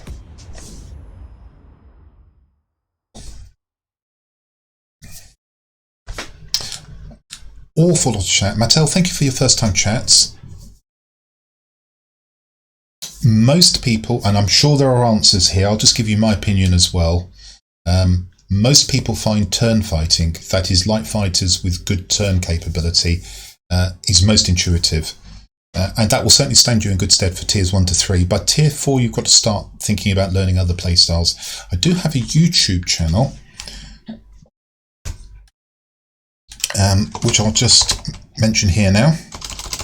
And my latest video actually talks particularly about a different playstyle, which I call high energy fighting. And that's in a tier 4 fighter. So by all means go and take a look at my YouTube videos if you want to learn a little bit more about the game and what you can do with various aircraft. Except bombers. Oh, I'm not talking to you about bombers. No, not doing it. Awkward map. We've got the better command centre to attack for a bomber. I've got to think hard about what the bomber's going to do here. Because if I go to the same sector as... Well, actually, it's an EF-131, but it's a bot. I hadn't realised that. What have we got?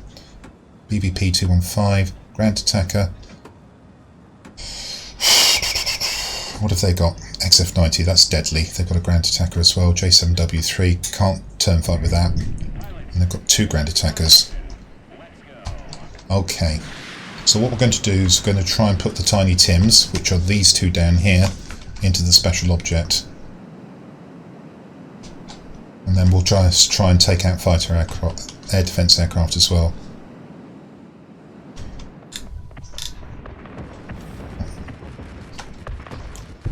Let's get... I'll put them just... And I didn't do as much damage as I wanted there. Let's take out this air defence fighter. And let's now put rocket... Ah, okay.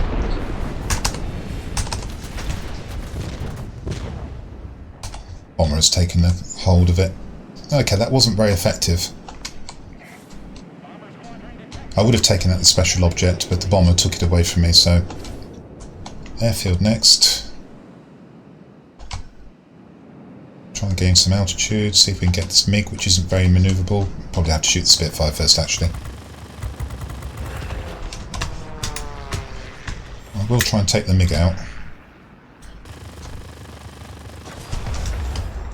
Assisted. Ooh, that's a J7W3. I'll dive in it and then boost away.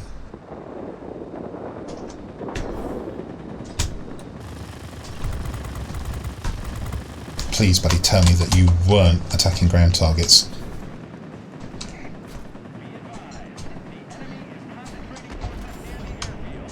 He's down. Right, time to get out of dodge. That was convenient. I've nearly got ordnance back in terms of Tiny Tims. There's a heavy there. I'm probably not going to get a shot on him. I could have, but I'm being dragged into a sector I don't want to fight at, so I'm going to go away.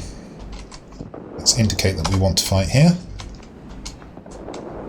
Bombs there up in 9 seconds.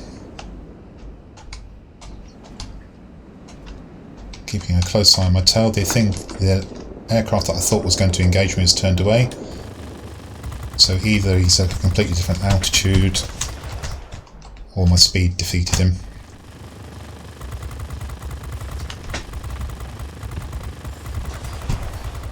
That was a very compliant bot, wasn't it? Just sitting there letting me shoot him. I'll shoot this one now. Good, Tiny Tim's in. We'll go for a secondary object this time. Weave a bit.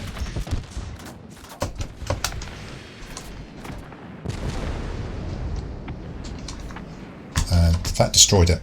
That was a much better attack this time.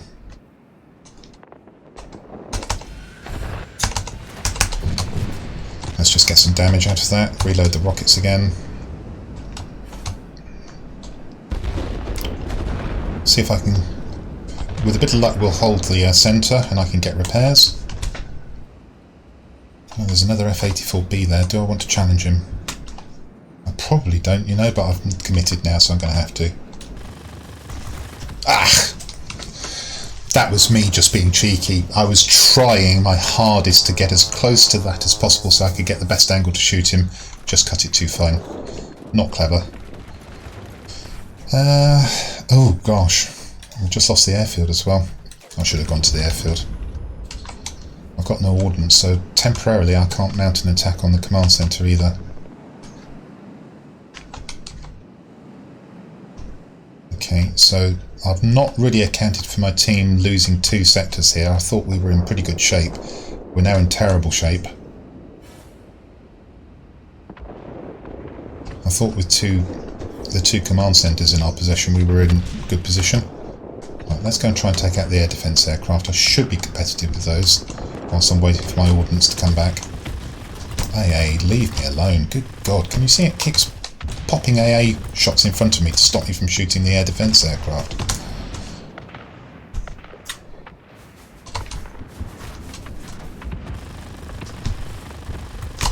Ooh, there's a target of interest.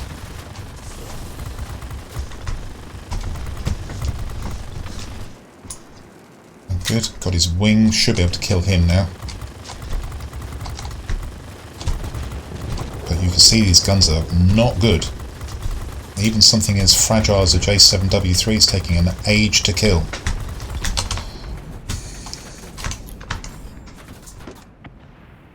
I'm not sure why I'm...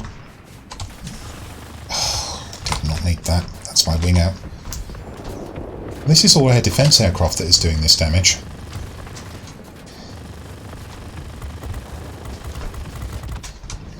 Unbelievable. Where is my team? And this goes back to a comment I made earlier in the stream. You have to fight as part of a group. And I've got no support here at all. And the air defence aircraft concentrated on me, despite there being a multi-role now in there and a ground attacker. And I wasn't able to get my ordnance off. Meanwhile, my Seahawk is having an awful battle as well. Okay. Well, we're a long way behind now. It'd be surprising if we pull this back. I've got to try and get a ground target out here. Although I'd prefer to keep my ordnance if I can. Maybe if I can get the Spitfire, I'll do that instead.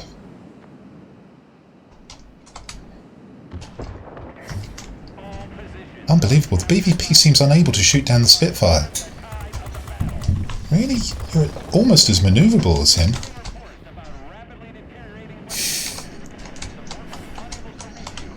Okay, disaster of a battle, unfortunately.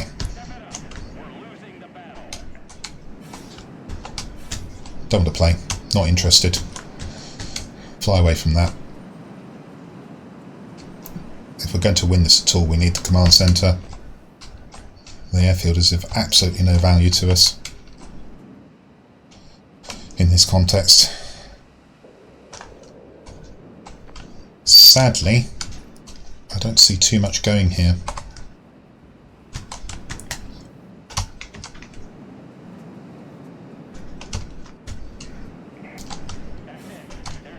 Yeah, the XF-90's seen the bomber and taken it out.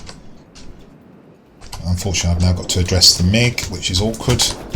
And I suspect that now means the XF-90 knew exactly what was going on there. He saw I had to engage the MiG and just turned around and shot me down. Fight as part of a group, but when you're losing, what do? We're losing badly. I need to take that sector. I have to go there, but I'm not as part of a group. I'm isolated, got engaged for one aircraft. That allowed the other aircraft just to come in and shoot me. There are some pretty poor performances on this team, unfortunately.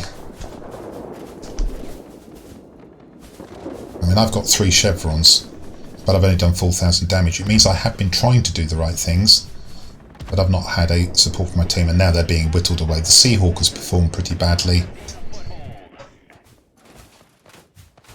What have they got? Yeah, their ground attackers have just basically been allowed to farm, and we haven't really got the aircraft to compete with them. Oh, I've just noticed what the F-94 did. Oh, I recognise that name. If I'd seen that earlier, I would have probably known which way this was going. Not a great player. That's a really poor score in the top tier aircraft. Good effort from the ground attacker, but they had 1 to 2, so... Well, maybe I should have fought at the airfield. Maybe I should have just accepted that I couldn't go to the command centre. But it is that awful, awful decision where you know you have to go and take the strategic objective and your team just ignores it. And in this aircraft, if you get isolated, you're in trouble. I haven't played War Thunder, but by and large, what I call high energy fighting 6969 is an aircraft that is fast, good altitude performance, reasonable guns, but not really heavy armament, not particularly manoeuvrable, and the techniques you want there are to stay as part of a group if you can, keep it high, stay off the flaps if you can, keep it fast, look for isolated targets either to dive upon and shoot when they're in what's called a low energy configuration, which means that you can shoot them with, for instance, machine guns or light cannons, boost away before they can turn around and do anything about it. Either rinse and repeat, or just ignore them entirely and go off and do it again somewhere else. Or you concentrate on high altitude aircraft such as bombers and heavies and take those out as well. What you do not do in a high energy fighter is turn fight, unless it's against another high energy fighter or something with less manoeuvrability, such as bomber or a heavy, and those shouldn't be turn fighting anyway. So that's high energy fighting, and I imagine much the same would apply for War Thunder. For instance, you probably aren't going to take a BF-109E into a turn fight with a Spitfire 5, and if you do, you're probably going to lose. Okay. Tricky. Bit disappointing, that match. That's probably the worst game I've had on stream. There was bound to be one somewhere, so let's go and look at the tier 10. Okay, and here's the F-84F, which for all intents and purposes is much the same aircraft, except that the wings have now been swept back. Okay, so let's just get the comparison up again. Here we go. Gun armament again hasn't improved. You notice it hasn't improved since tier 8. So these are now getting to be really mediocre guns, and you saw how I struggled to put down even a J7W3, I think it was, with the armament in the previous game. Bombs and rockets, a slight increase. It's basically Tiny Tims and H-files again, I think they are. We'll check in a moment. Survivability up very slightly. Airspeed is a little bit better. Manoeuvrability, given the way I've built it, is just slightly better as well. Altitude performance is the same. So it's more of the same with this aircraft. If you can get into the right matchup, by the way, both of these aircraft are really good at Gabreskis, provided you select the right targets very carefully. Mostly air defence aircraft if you're going to get a Gabreskis medal in these. We just look at the setup, probably pretty much the same. Yep, same slots and identical setup. Gun sight, polished skin, lightweight airframe for a little bit of extra manoeuvrability, uprated engine rather than combined injection boost system, strengthened hard points to reload the rockets and bombs quicker. Same consumables, pilot skills also identical. The reason it's identical is because I haven't actually swapped aircraft. Okay, so it is identical on the equipment nonetheless, except that those two have been swapped in their slots, which has no significance whatsoever. And the pilot. I wonder where I've put Mary Loveheart. I'm going to have to go and find her. Actually, I might swap her in, I have talked about her on stream, maybe I'll swap her into this aircraft. But otherwise, skills here again, I've gone for aerodynamics and aerobatics and engine guru to try and work on both speed and manoeuvrability. However, you have another option, and you can do this for all of the aircraft. Where is she? There she is, Mary Loveheart. I've got her on the F2G at the moment. I'm not going to retrain her, but if you have Mary Loveheart and retrain her, take advantage of this skill. Valkyrie's Wrath. Rockets and bombs released in a dive cause double damage to ground targets. Double damage. That means Tiny Tims can take out special objects if you know where to fire them. Takes effect when the aircraft speed approaches maximum. That's the tricky bit. Getting up to maximum can be hard. And pitch angle exceeds 45 degrees, so keep an eye on your indicators and make sure you've got the advanced indicators up. Some of you may not know how to do that. I'll show you that in a moment. There's also this skill here, Eagle's Wings, increases engine thrust by 2% and boosts duration by 10%. This is a really good pilot to put into any of these aircraft that I've flown, certainly from tier 6 onwards for sure. But you do need to retrain her. How do you retrain her? 50% for free. Yeah, you can. 90% for 100,000 credits. I'd probably take that option if you don't want to spend gold. It won't take you long to get her up to 100%, 4 or 5 battles probably. 100% if you've got plenty of gold. Well, I have, because I've been keeping on buying special offers which give me gold. I've got tons and tons of gold. Far too much to be exposed to wargaming games now. That's a stupid figure. Try not to do that. Okay. I'm not going to retrain Mary Lovehart for this aircraft. What did I say I was going to show you? Oh, yes, how to get the advanced HUD up. I say advanced, you should automatically do this at the start of every game. Why am I trying to retrain her again? Let's get the standard pilot back in. He's up at the top. Oh, I've got one I can dump there. Don't need him. There we go. Just in case you're not aware, if you go into settings, cogwheel settings, and where is it? Advanced settings. Here we go. Flight instruments.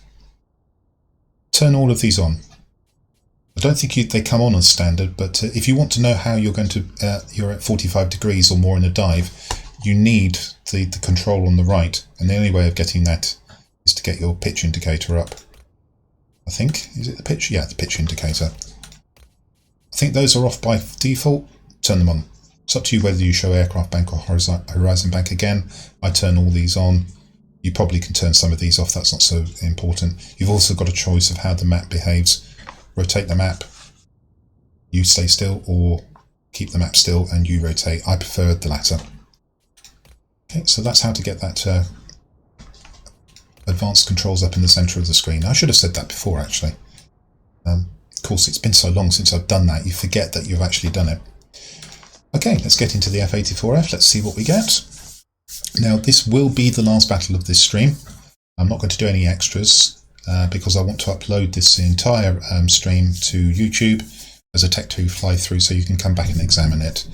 And if nothing else, you'll be able to listen to what I say about the aircraft and form your own opinions based on that. Hello, Fionn McCorvus, and thank you very much for being here. And also, I think I subscribed to the YouTube channel as well, didn't you?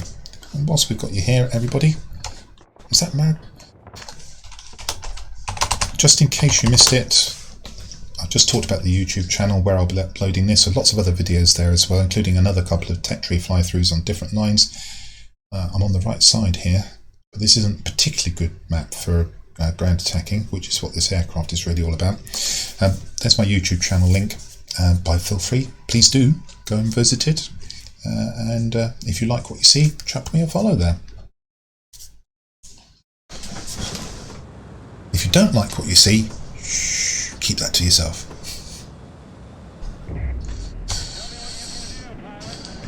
Right. I'm going to dump the Tiny Tims into the special object. We'll just put them straight into this. Tiny Tims are the ones in the centre of the aircraft. Not going to mess around. I'm going to put them straight in the centre.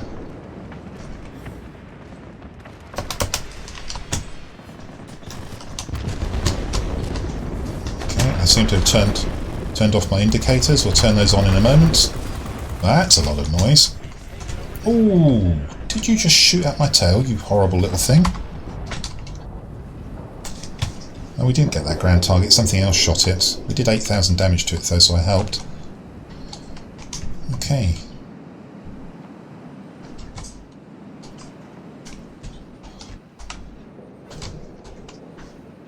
XF-90 is going to probably fly away from me, although he's taking a curving track. That might be worth a go.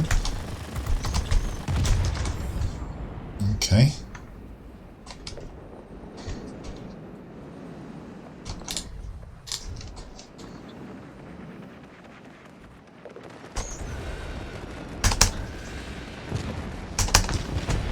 Not sure those rockets will get through, actually. No, they didn't. That's unfortunate. Yeah, this is a good idea. Turn fighting with the Yak-90. Do this. Always going to succeed. Most manoeuvrable turn fighter at tier 10. Oh, got lucky. Looking for targets.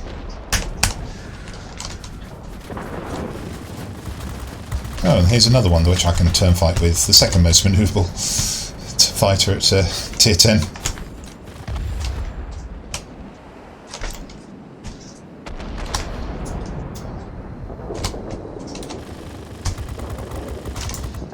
Can outmaneuver a hunter. Going to go for that.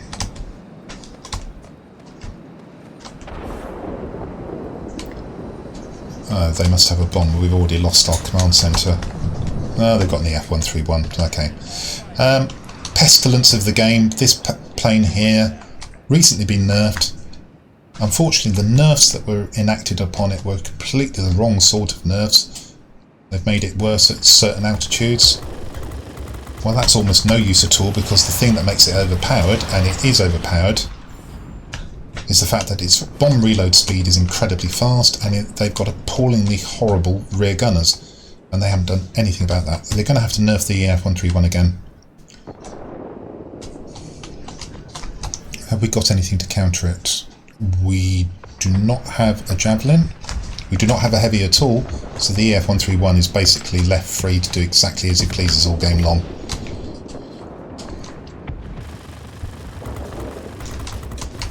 And I'm getting sick of the air defence aircraft immediately shooting at my engine.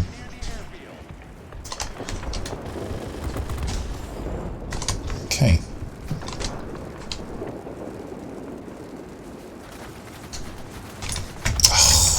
There was one behind me which I didn't spot. I was trying to line up the special object there for the Tiny Tims.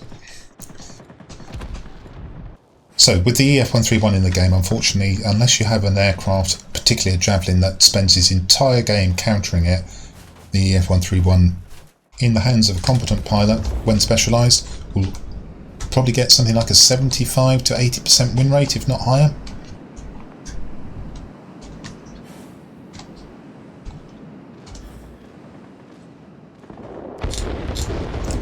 I think that's gone. I can't tell because I've got a bug. Which means now I've been spent time trying to analyse whether I can actually shoot that target, and can't. Now I'm drawn into a turn fight with the Spitfire. Oh, I'm going to win it anyway. This is not what I want to be doing, so I want to be doing something on the ground. There, we have definitely got a target. Didn't do enough to it. I'll leave that to the... oh, apparently we did do enough to it. Or something finished it off afterwards. Let's get rid of this Spitfire. This will flip this sector. There we go.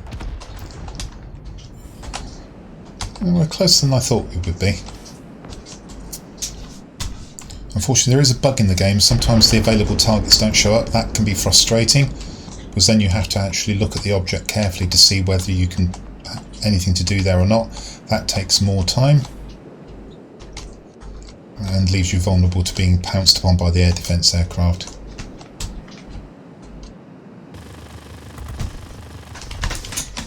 I'm going to try.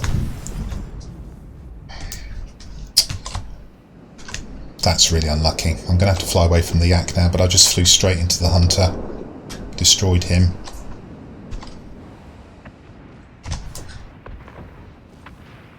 Couple of frustrating battles to end the stream with, unfortunately.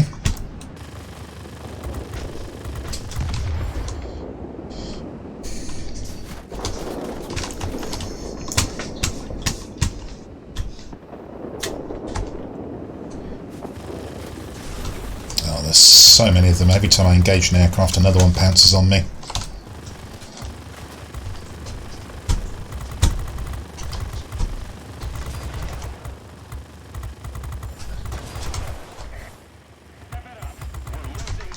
As you can see quite clearly, this is not what you need to be doing. this aircraft dogfighting.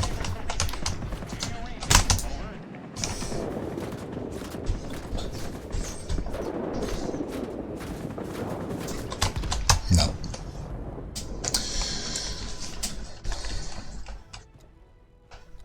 Well, it's unfortunate I wiped out the hunter there. But here's the problem in the game. And also, I hadn't realised it. Oh, even worse. So, what we've got, 2 bombers, one very overpowered, one very good, and a heavy fighter to protect them. We have no bombers and no heavies. I don't know how we're supposed to compete. The bombers should certainly have been split up. They should not be on the same side. How hard is that for the matchmaking to do?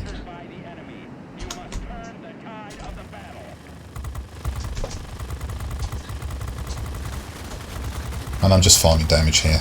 Game's completely lost because of these bombers. This is a ridiculous matchup. It would have been so easy to put the 2 bombers on, split them up and put them one on the other side. As for the heavy, well, there was only one heavy in the game. Personally, I'm beginning to think that human bombers should always be matched against human bombers, and human heavies should always be matched against human heavies. The sheer fact of the matter there was that they had 3 aircraft extremely suitable for taking sectors and preventing damage to their bombers, and we had none. We had a ground attacker, and the ground attacker is completely outclassed by an EF-131, I can tell you that.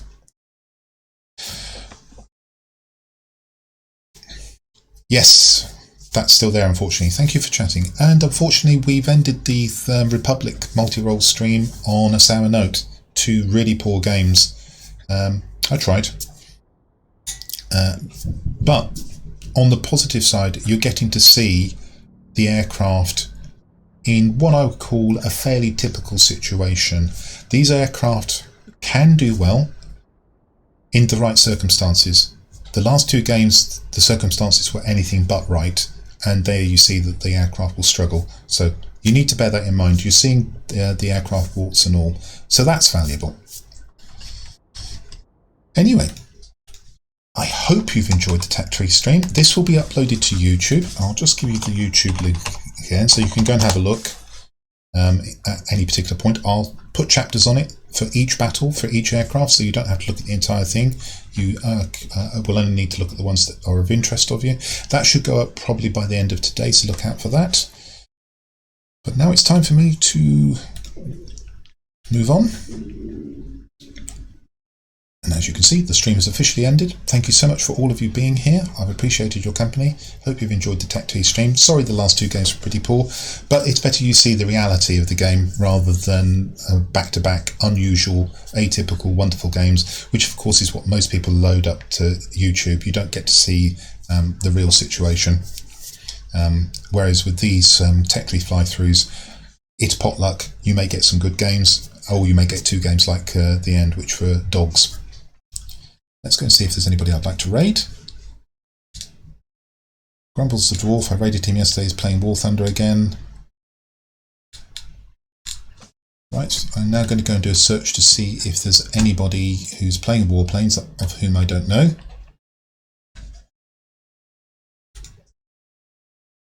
So give me a second.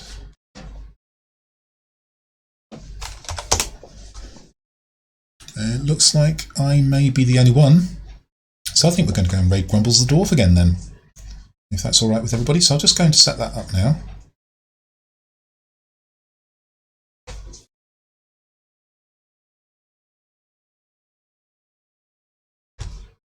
Let's just make sure I get his name correct, otherwise it won't work.